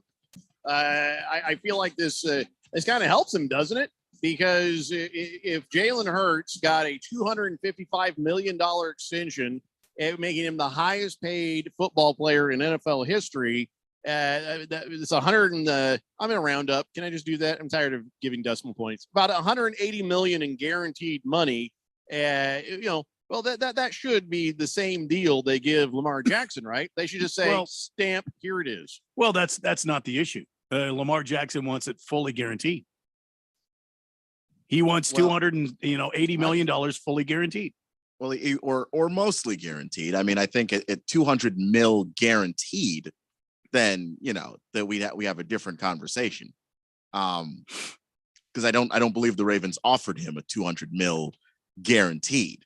Even with other things that they offered him. I know they did offer him at one point a 3-year 133 million, which would yearly be very nice. But if you wanted the longer deal, then that's a non-starter. Was it a fake tweet that I saw? Or did this happen? Because I know I was out Friday with the blood pressure issue. So I don't know, maybe I had a stroke. But did Aaron Rodgers go back to the Packers, or was somebody just screwing around on Twitter? No, he's still a Packer. He's not a Jet yet. And did he sign a contract or something? He hasn't signed anything yet. Okay, that's it. Next time my blood pressure's high, I'm just walking away from everything. But if Keon, help me out here. If he gets to a certain point, I think it's June 1st. If he's a Packer June 1st, he gets his contract. Is that right? Is that what I'm understanding? Yeah, I think so. Like that's the cutoff point for them to try and figure that thing out, because then the Packers are just going to be on the hook for the money, which is why the Packers would love to have him move before then. But the Jets know that there's a timetable, and I don't know if they're playing hardball necessarily, but there are certain things that they want to not have to pay in that contract. They want Green Bay to hold on to some of it, and they're playing the waiting game with them. I thought the holdup was something to do with a lot of sage or something. I mean, look, that's a normal thing to think. Right. Yeah, sage. But listen, I haven't heard anybody say this. Jalen Hurts, was he worth it? That much money? Jalen Hurts? Come You on, know? man. Yeah, No, man. Listen, now I like him. I've been a pro Jalen Hurts guy. Yeah. But I just I'm a little surprised at the size of this contract on Jalen Hurts, because he's the sort of quarterback that you have to have concerns about, and there have been concerns about. So I don't know. Listen, I like him. Don't get me wrong. You mean but because the style of his play? Is that what you the mean? style of his play, and I don't know. I guess this is the direction the league is going. But I'm not trying to take anything away from him. But does this mean that now other more conventional quarterbacks are going to start to get bigger deals? The guys who Jalen Hurts to the Eagles, he is so valuable to the Eagles. Look, the team as a whole was a pretty good team. With Jalen Hurts, they were Super Bowl contenders. Without Jalen Hurts, they were not. They even had the legend Gardner Minshew the third, and he couldn't help them win. Jalen Hurts comes back, instantly they're better again. So of course they're going to pay him this kind of money. Had no choice. Well, I mean, so that does this, raises the comps for everybody else. It specifically raises it for Herbert and Burrow. Like those are the two. I mean, obviously Lamar as They're well. next. But those are two guys that they're going to start, having their negotiation. And Burrow has a very strong one because Burrow has also been to a Super Bowl. Oh yeah. So it's like, look, I've shown you what I can do. I've shown you what I can take you, where I can take you. If I'm the guy, so you should probably pay me like that. And I actually think it's very smart of the Eagles to just go, we're not going to play any games with this. We're going to go ahead and get this guy locked up because the cap will go up eventually. And this deal is going to age pretty well. Yeah. Where does it stop though? Don't you think we're getting crazy here with this money? There's a percentage of math here that you got to be careful with, because the Seahawks, in a really dumb way, started this crap. They gave Russell Wilson. It's all your fault. Too much money, and then that over a short period of time, eroded the entire defense. I mean, once you overpay one player, the money's got to come from someplace. And but where is this going, Ralph? As they keep expanding the draft, you're going to see quarterbacks keep getting more and more money, but at the expense of the rest of the team. This is something you have to be really careful with as you go. Could we see quarterbacks that obviously the guys that come in fresh off college? I mean, you're not paying them; they're on rookie contracts. As they get better, they want the billions of dollars. I mean, you're going to start seeing these players moving around more frequently because a team can't afford to do that. Because, like you just said, they destroy the rest of their team by doing this. I guess what you end up doing is you expand the cap. You just keep expanding the cap to where people can. How does that help? How does that help the ownership? I didn't say it was smart. I'm just saying, what choice do you have when the market gets set by some bonehead with Russell Wilson getting paid way too much, and then the whole thing just tumbled along? I don't know if I'm going to exclusively blame the Seahawks for that. Oh, I will. Jeffrey and I will. The cap already goes up when the league makes more money. In the revenue sharing that they all do, because that's what the cap is connected to. The cap already goes up every year. The NFL had not had a year, and I can't even remember when, where the cap didn't go up. And, I've seen it happen in the NBA where a bunch of owners paid a bunch of players a lot of money thinking the cap was going to go up. Then they actually lost money and the cap went down. I've seen many teams ruin themselves that way, but because the NFL keeps printing money, the cap just keeps going up. And as long as the cap keeps going up, the contracts are going to keep going up. It's got to stop. Again, you'd have to think so. And Ralph, you're right. What has to stop is the overpaying of quarterbacks so that you have more money left to take care of the rest of the team. And that is a balance that you have to hit, but also find a way to win the Super Bowl with. So and that's the problem, is you can't win the Super Bowl without one. Usually, there's exceptions. You say deals. that, and then I mean, not even just rookie deals. I mean, you say you need a quarterback to win a Super Bowl, and someone's going to mention Trent Dilfer and all that. But for the most part, you need a franchise guy to win one. Damn you, Trent Dilfer! Goddamn you, we say Trent Dilfer. Yeah, it's just like, okay, yeah, he was the guy that played with arguably, a top 3 defense all time. It's like 85 Bears, 2,000 Ravens. Your exception is literally a guy played alongside the second greatest defense in the history of the sport. Isn't he the guy that they found in somebody's apartment? He was drunk in somebody's I apartment. don't recall, so I don't want to necessarily accuse Trent Dilfer of that, but I just want to say that this is where we are, and if you don't do it, somebody's going to. That's the problem. To say that teams should just stop doing it. Well, if you don't do it, if Jalen Hurts doesn't do it, and they just let Jalen Hurts go, hey, we don't want to pay Jalen Hurts the most money we've ever paid a person ever. You can't imagine how many teams would pick up the phone 10 seconds later, and then now you don't have a quarterback, and all these dudes that you picked up last year left in free agency. Good luck. You're never going to see a Super Bowl again. We have a new texter on the text line. 5521 says, are we really going to blame the Seahawks when the Ravens gave Flacco that deal after the Super Bowl? That's why I don't exclusively blame them.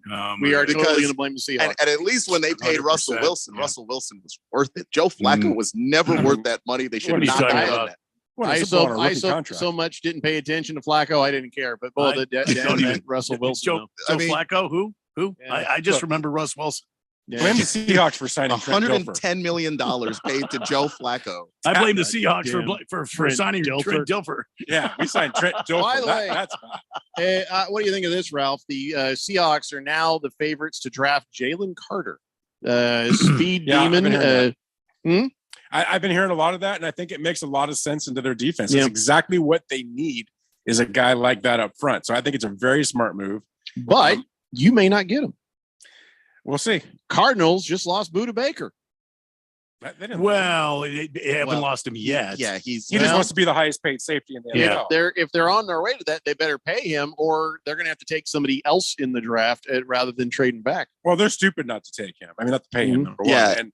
And I don't see them taking Carter. They'll probably take the other guy. They'll take Will Anderson most likely.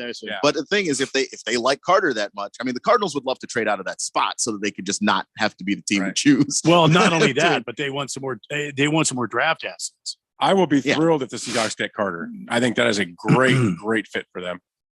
Hey, your old pal Russell Wilson, by the way, dumbass flipped the golf cart over the weekend. Oh, did you know boy. that? Yeah. No, I didn't know that. He's driving across a golf court, has some people with him, and he's looking for his ball. And I guess, just didn't see the sand trap. Did he get hurt? Why is he always so damn cringy? Why are you always so damn awkward, Russell Wilson? What is the deal with you? Nobody was hurt. He was fine. Everybody was fine. They just, wow, there's some field vision for you. I don't wish any ill on him, but we have their first pick next year too. That's all I'm saying. So you don't care what happens to him. I'm pulling for them to be the worst team in the league. And Russell Wilson is helping the Seahawks even post his time as a Seahawk. It's too bad. For life. It's too bad because I've been a Russell Wilson fan since he was at NC State, and I thought this guy was really something special. And it's coming to pass. He's stupid as a rock. Well, he got married to the wrong person that made him even stupider. He's just dumb as a rock. I mean, I don't know. Wait. Has he had concussions? I mean, he has. He had one concussion once, and then it was enough when he got married. He claimed she concussed him. It's his wife's fault. I wouldn't be surprised. The fact that they were re-virginized and they held out for a long time on their wedding night. I am damn sure he got a concussion. I just don't know. I mean, I feel bad for the guy. He was electrifying in college, but he's been like a great pro. No, he's like a piece of cardboard out there now. I mean, he had his time. I just also think that Russell Wilson was also we were always asking why don't they let Russ cook? And I just think that there might have been a part of that where they he can't think for himself. Captain Cringe is dopey. They've hired a guy just to wipe his mouth because he slobbers all the time. I don't know if the guy. I don't think probably wears socks with sandals. I mean, the guy's as dumb as a rock. I don't know if that's necessarily true either. I just think that with Russell Wilson, I don't wear he's walking around in Bermuda shorts. You know it, Keon. Guy's 34 years old, going on 78. He's got Bermuda shorts and black socks up to his thighs. He's a first ballot Hall of Famer, Super Bowl champion. For now, he's gonna make that cringy too, Ralph. I'm somehow if he keeps on this track, he's gonna play his way out of the Hall of Fame, which I've never seen a person do before. I don't think he can. But 10 years of great NFL career, he would have to be very bad for at least 5 in a row. I just need him to have one more bad year. Just mouth breather. All right, I don't know if he's quite mouth breather level. Come on, cringy. Come on, let's ride. Yeah, I mean So that's What the Can I no tell you- self-awareness, but I don't know that here's makes it here's a dumb. little cringy moment, and this happened for your team in the collegiate level there. Arch Manning shows up, and he did not play like a Manning. He did not play like a Manning. In fact, he did 13 passes and 30 yards, and Sarkisian he just blurted out, the other guy's starting, and that was it. Quinn Ewers is my man. I mean, Like, Quinn whoa, Ewers easy. might Quinn Ewers is a starting quarterback. Quinn Ewers might Don't fire actually me. be the fourth quarterback taken, next year's draft or whatever. So it's not like Arch Manning was supposed to just show up and be crowned the heir 5 apparent. of 13 for 30 yards. Correct. He's only had difference. 15 practices. Yeah, there's a difference between playing in college and playing in high school. He went from high school to college. Yeah. Welcome to college. The game's Yeah. faster. He already lost his ID card. Yeah, he's not. Maybe he's Some not. co-ed Manning found his fast, ID card. He Yeah. looked So- really bad. He We'll could be see how more he does. Eli than he is He did. Peyton. If He's you a know what I'm freshman. saying. Let me just say this, Keon. Yeah. I can't bring myself. He's not that bad. Come I can't bring myself to watch. So what I need you to do is give me a periodic updates on Arch Manning. I used to be very excited. Now I got to move on to other things. So every now and then, let us know how Arch is doing. No Yeah. breather. He'll be I'll- holding I'll- the pen. He'll be on the bench. He'll be on the Yeah, sidelines. He won't be playing. he's holding the clipboard. Look, Yeah. Hey, I want to know: is the clipboard being held nice like this, or is he just going to be lazy with it? Is he over there licking the side of the Gatorade jug? I need to know. I But I just doubt can't bring that's myself to happening. watch this. Arch is a smart kid, but he obviously learned a valuable lesson about how much faster the college game is than the high school game. That he's throwing to his buddies over in at Isidore Newman, and they're wide open as the day is long. And even by college standards, they're just not going to be that open ever again. Yeah, still, I don't want to watch. You just let me Hey, know. he's 5 of 13 for 30 yards. Come on.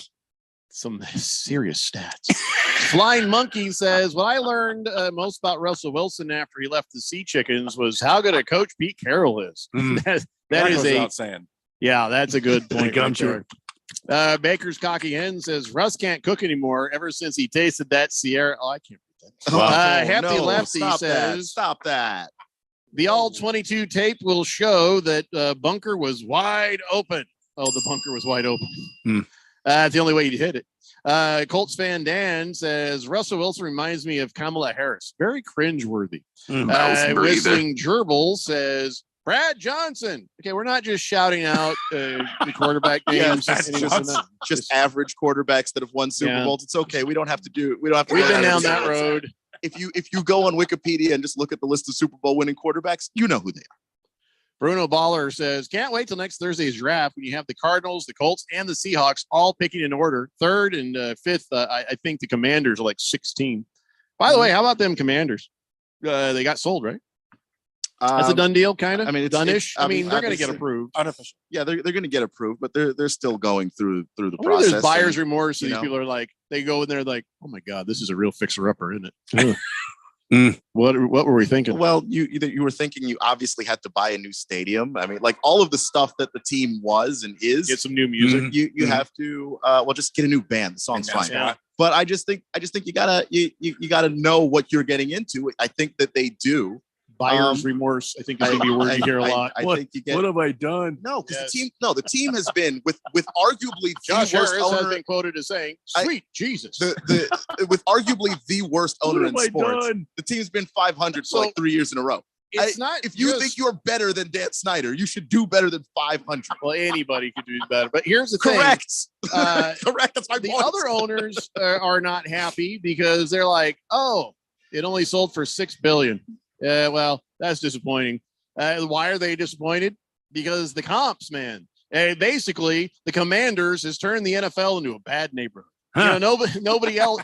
They've set the comp, so now it's like their other teams, even if better, won't be valued as high as they wanted. Well, the thing is, that's their fault. They're the people who sat in the neighborhood and let a dude move into the neighborhood and rob them for 24 years. And then, can't imagine. Where did the neighborhood go? Homeowners Association. Horrible. I mean, it's just, I mean, the guys, and I mean, I'm saying that as a joke, but like Dan Snyder was kind of literally robbing them for 24 years. Literally. Yes. With the money that he was taking from the NFL that we've proven that he's done and all this other stuff. I mean, No, we know the story. Crazy. We know the story. But it's the commandos who've lowered lowered the values. So it's kind of but they let him do that. Yeah, I know. And listen, you take it up with the Homeowners Association president, Mr. Roger Goodell. Okay. It's a Daily Blender here on 1580, The Fanatic. This is an important notice to consumers facing $10,000 or more in credit card debt, medical bills, or other unsecured debt. You may not be required to pay it all back because there are special programs now in effect that will significantly reduce the amount you will owe if you qualify. This is not bankruptcy or a debt consolidation loan.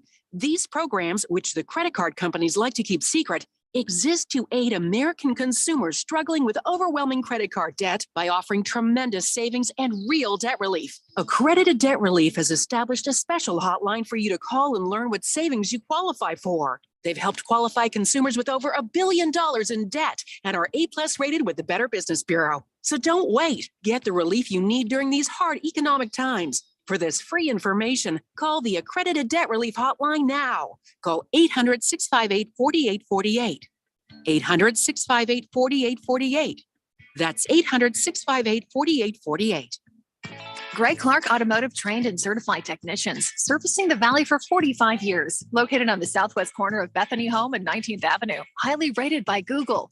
Any of their foreign, domestic, or diesel work repairs come with a digital inspection, customer approval, and warranty, 2 years or 24,000 miles. State-of-the-art service, family touch. Contact us today at 602-246-2881 or online at gregclarkautomotive.com. Mention 1580 and get 10% off.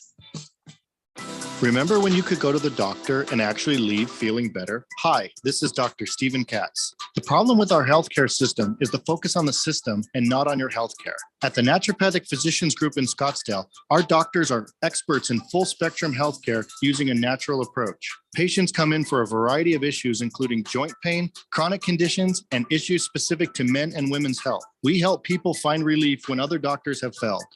Our naturopathic doctors can restore your pain-free life using cutting-edge regenerative treatments. We can also help restore balance to your immune, digestive, and hormonal systems. Addressing your cause can also improve both mental and emotional stability. If traditional medicines aren't working for you, don't you think it's time to start feeling like yourself again? Call us. We're the Naturopathic Physicians Group in Scottsdale, Arizona at 480-451-6161. That's 480-451-6161 or go to naturopathicgroup.com. If you're struggling, if you're lost, if you need someone to talk to, or if you're concerned about a loved one, call, text, or live chat the 988 Suicide and Crisis Lifeline. 988 crisis counselors are available 24/7 to listen and provide free, confidential support when you need it most. Thank you for contacting 988. How can I help you today? The first step to help and healing is 3 numbers away. When you reach out to 988, hope always answers. This message is sponsored by the Arizona Department of Health. Professional announcer here, and I'd like to get real with you for a moment. All across the country, and even in our own town, there are people who have to go without, perhaps even you, having to go without hearing all of our shows. It's tragic, but there is help. Just listen to our podcast wherever you get your podcasts or at 1580thefanatic.com.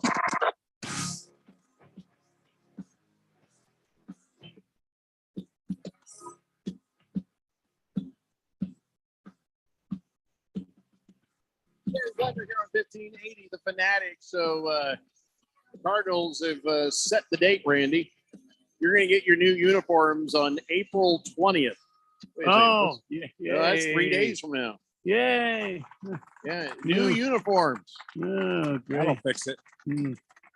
All right, I think they're going to be specifically designed just to give you that sort of. Sometimes you'll wear something for a slimming look. Yeah. They're going to make this will make you look taller. They're going to make that's I think what they're trying to do here. But I could see that. I could understand why. Yeah. Isn't it the 20th Thursday, if I'm not mistaken? Well, today is Monday and it's the 17th, so 3 days from now. All right. Well, fingers crossed for what I want. Oh boy, Thursday the 20th. Why? That's Plaid. a day that will live in Arizona Cardinals infamy. Nobody's ever done it. I want to see plaid uniforms. I think it'd be morning black. We've got 21 linebackers on the roster, and we're getting new uniforms. Yeah. Who could have Plaid? I want a team to have Plaid. Yeah, the Cardinals. If anybody could have Plaid, it would be the damn Cardinals. Did I also, by the way, I had some pretty high blood pressure on Friday. And did I dream you keep this? saying that. Yeah. Did I get a stroke or something? I Did the don't know. Cardinals actually have Buda Baker say, "I'm out"? And they want him to Well, trade him? he has demanded a trade, and he's Or unhappy. all the money. He's unhappy with his contract, which happens to be one of the highest in NFL history for safeties, but he wants a new one. Of course, he's unhappy. Okay. What's the real deal here? What's his problem? Is it just the money? Really? Is it just the money, or is it just the fact he realizes he's a Cardinal? I think it's. I'll be honest with you. I think it's a little bit of both. I think it's a Cardinals organization, and I think he has gone above and beyond, and he wants to be paid as a leader on this team, a legitimate leader, not like what's his name from Tulsa, the other guy that claims to Zaven be. Collins. Oh yeah, Zaven. He says he's looking to be. Says he wants to be a leader, but I have a solution for this. Yeah, No, pay him. yeah, we I can't tell you, wait it's to a hear good- that. No, it's a Ralph. good solution. Yeah, okay. Yes, ship him Trade- off to Seattle. Yeah. No, trade straight up in Seattle. We'll give you Uh-huh. Jamal Adams, and Yeah. we'll bring Buda Baker back home. Jamal Yeah. Adams is the best safety in the league Yeah. when he's Yeah. healthy. Why do you So- want Buddha?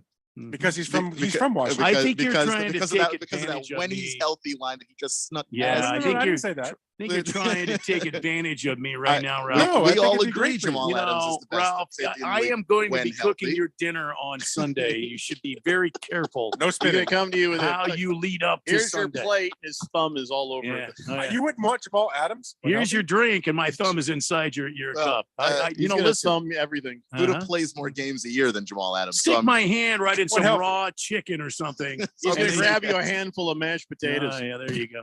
Come on, Yeah. bring it. Let him go back home. He just wants to go home. Yeah, no. Hey, Randy, good news. Yeah. Good news. All right. The Cardinals haven't agreed to terms with Jeff Driscoll. Who? He's a quarterback, Randy. Who? Jeff Driscoll. Did he play like D1 college football, or did we just pick him out of the Canadian No, League? come on now. He was a Jeff nobody Driscoll? with the 49ers, the Bengals, the Lions, the Broncos, the Texans. Did He's he been play a at nobody all? for a lot of people. Huh. 10 He games. played, Yeah, 10 games. Florida, 10 Louisiana games Tech. in how many? He's 29 years Jeff- old. He's played 10 games. You say his name is Jeff Driscoll? Jeff Driscoll. Huh. And he's Mm. 1-9 in those 10 games. Well, I mean, all I can say about this is he's not another He's won linebacker. a game. Hey, there Randy. you go. He's won a He game. got Kyler Listen, Murray numbers. There's hope. There's hope. That's all right. You got Colt McCoy and David Blau. We don't even know if we have Colt McCoy at this he's, point. He's a camp arm. That a lot of He's these a guys. camp arm. You keep yeah, telling me this, Keon. I keep wanting to believe you. that Oh, a they're lot of bringing guys in for the camp. They Yes. signed like 19 linebackers. everybody does. We live in Arizona, so we're going to focus on the Cardinals. Everybody does this. Hmm. Signs a bunch of dudes nobody's ever heard of that will probably not make the team. Look, to I'm have gonna- the bodies if- to actually get through If camp. It happens. David Blau is not the opening day Blau. starter for the damn Cardinals, I'm changing my alliance. I'll tell you that right now. Well, hey, I got other good news for you. The Cardinals have claimed Javante Moffett off of waivers. Well, that's a relief. So now you got another safety. Who the heck is? I don't. The don't mighty know. birds I'm of just trying prey. to cheer him up. Ladies It's and not working. gentlemen, the mighty birds Hey, of prey. hey! He was on Atlanta's practice squad, Randy. Mm. Atlanta's Well, practice squad. we just got better there, didn't we? He played a few games for the Browns. Why are we complaining about? I don't understand what's Mm. going on. It's just camp people. None of this matters. It's They're easy to say, they're just- Keon. they're just We're guys not that- talking let's about talk your about commandos. Something that does matter, okay? All right, all right. DeAndre Hopkins, I thought it was pretty funny. He tweets out, he's like, I don't even want to raise. And his agent is like, you idiot, delete that. Yeah. So he deletes it. Uh, And so now he said, okay, let me give you my list. All right. I will not play for the Patriots, but I will play for the Bills. Mm. I will not play for the Jets, but I will play for the Chiefs. mm. I think he's good enough to call his shot. So where is he going, guys? Who's gonna step up and grab him? And why didn't he say anything about the Colts? Mm. Well, because he knows better. Shut up, Ralph. Damn. No, I'd like to see him next to DK. I don't think he went through every single team like Cam Newton would play for them, won't play for them kind of deal. He just said some big name teams, and the Patriots are one that every player that's ever played in New England is like, don't go there. It's not fun. You will not enjoy football. This will just be a job. And the way they're running things up there right now, you're not even winning. So why would you do the no fun for none of the Super Bowls? So I'm running out of time. I got to get to Big Georgia sports history here in a second. But one other thing, Cardinals related, Randy.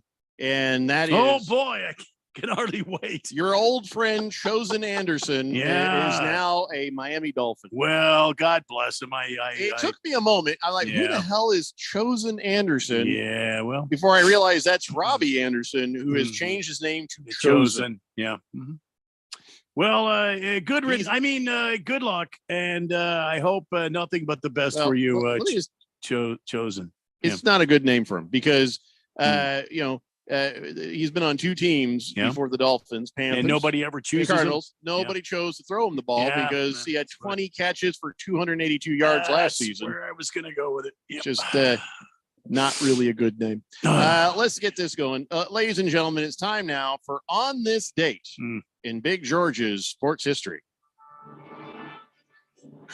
Back in the year 1977 in Atlanta Fulton County Stadium, the umpires walked off the field in the fourth inning to protest the Atlanta Braves, showing a controversial play on the ballpark's massive instant replay screen that involved Houston Astros player Bob Watson scoring on a close play at the plate. Team executive Bill Lucas persuaded the crew, Terry Tata, Ed Sudol, Dick Stello, and Bruce Craving, to return to the field. So let me just say that who were those names? I don't know why George felt like I needed to say their name. Yeah, I mean, that's I'm pretty sure that's why he wanted you to say them right there. Funny names, but Tata. So, but don't they do that all the time now? So now they do, a bad call on the yeah. screen? Now they do. But back in the day, if you oh my God, Well, you did damn- that back in the day. Yeah. Yeah, well, I tell you, they had it coming, and let me finish up some stuff on the text line here. Big George says, "Well, sounds like Arch Manning's a bust." Let me guess, you want him to fire him? Okay. Mr. Pringle says Durant has lost 7 straight playoff games. Yikes! He must be really miss playing with the Splash Brothers. Brother. Well, Straight the Striper says, didn't Broncos just a year ago for sell for $4.65 billion? The Commandos sale is $6 billion. It's around 30% more. The team's probably worth $10 billion by 2025. They were comparable, thinking that the Commandos would be more in the $7 to $8 billion range. So that lowers it for everybody. Baker's Cocky Him says there isn't a safety that looks better on the back of a cart than Jamal Adams. When healthy, but it's almost never happening. Yeah. Yeah.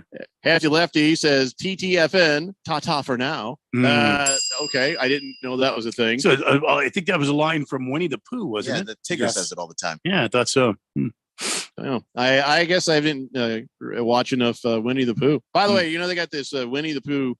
It no longer is in the public domain now, and so they made a horror movie. Yeah, horror movie. Easy, Ralph. Yeah, with the Winnie the Pooh called Blood and Honey, and he just goes around murdering. I'm not making this up. Look it up. It's a live action, slasher flick with it doesn't even look like Winnie the Pooh, honestly. Well, they can't make it look exactly like Winnie the Pooh. Yeah, they're not allowed. Yeah, but a big 6-foot, dumpy looking, saggy ass bear with a knife is what you get coming at you. Nice. And again, you think you could outrun the guy. You know what I'm saying? Yeah. I'm out of here. See you. Yeah. But no, Winnie the Pooh is going on a rampage, I guess. Nobody's going to watch it. Nobody's going to watch that. That's too bad. Yeah. Anyway, so what were we talking about? Umpires walking off. Oh, yeah. Well, we're done with it.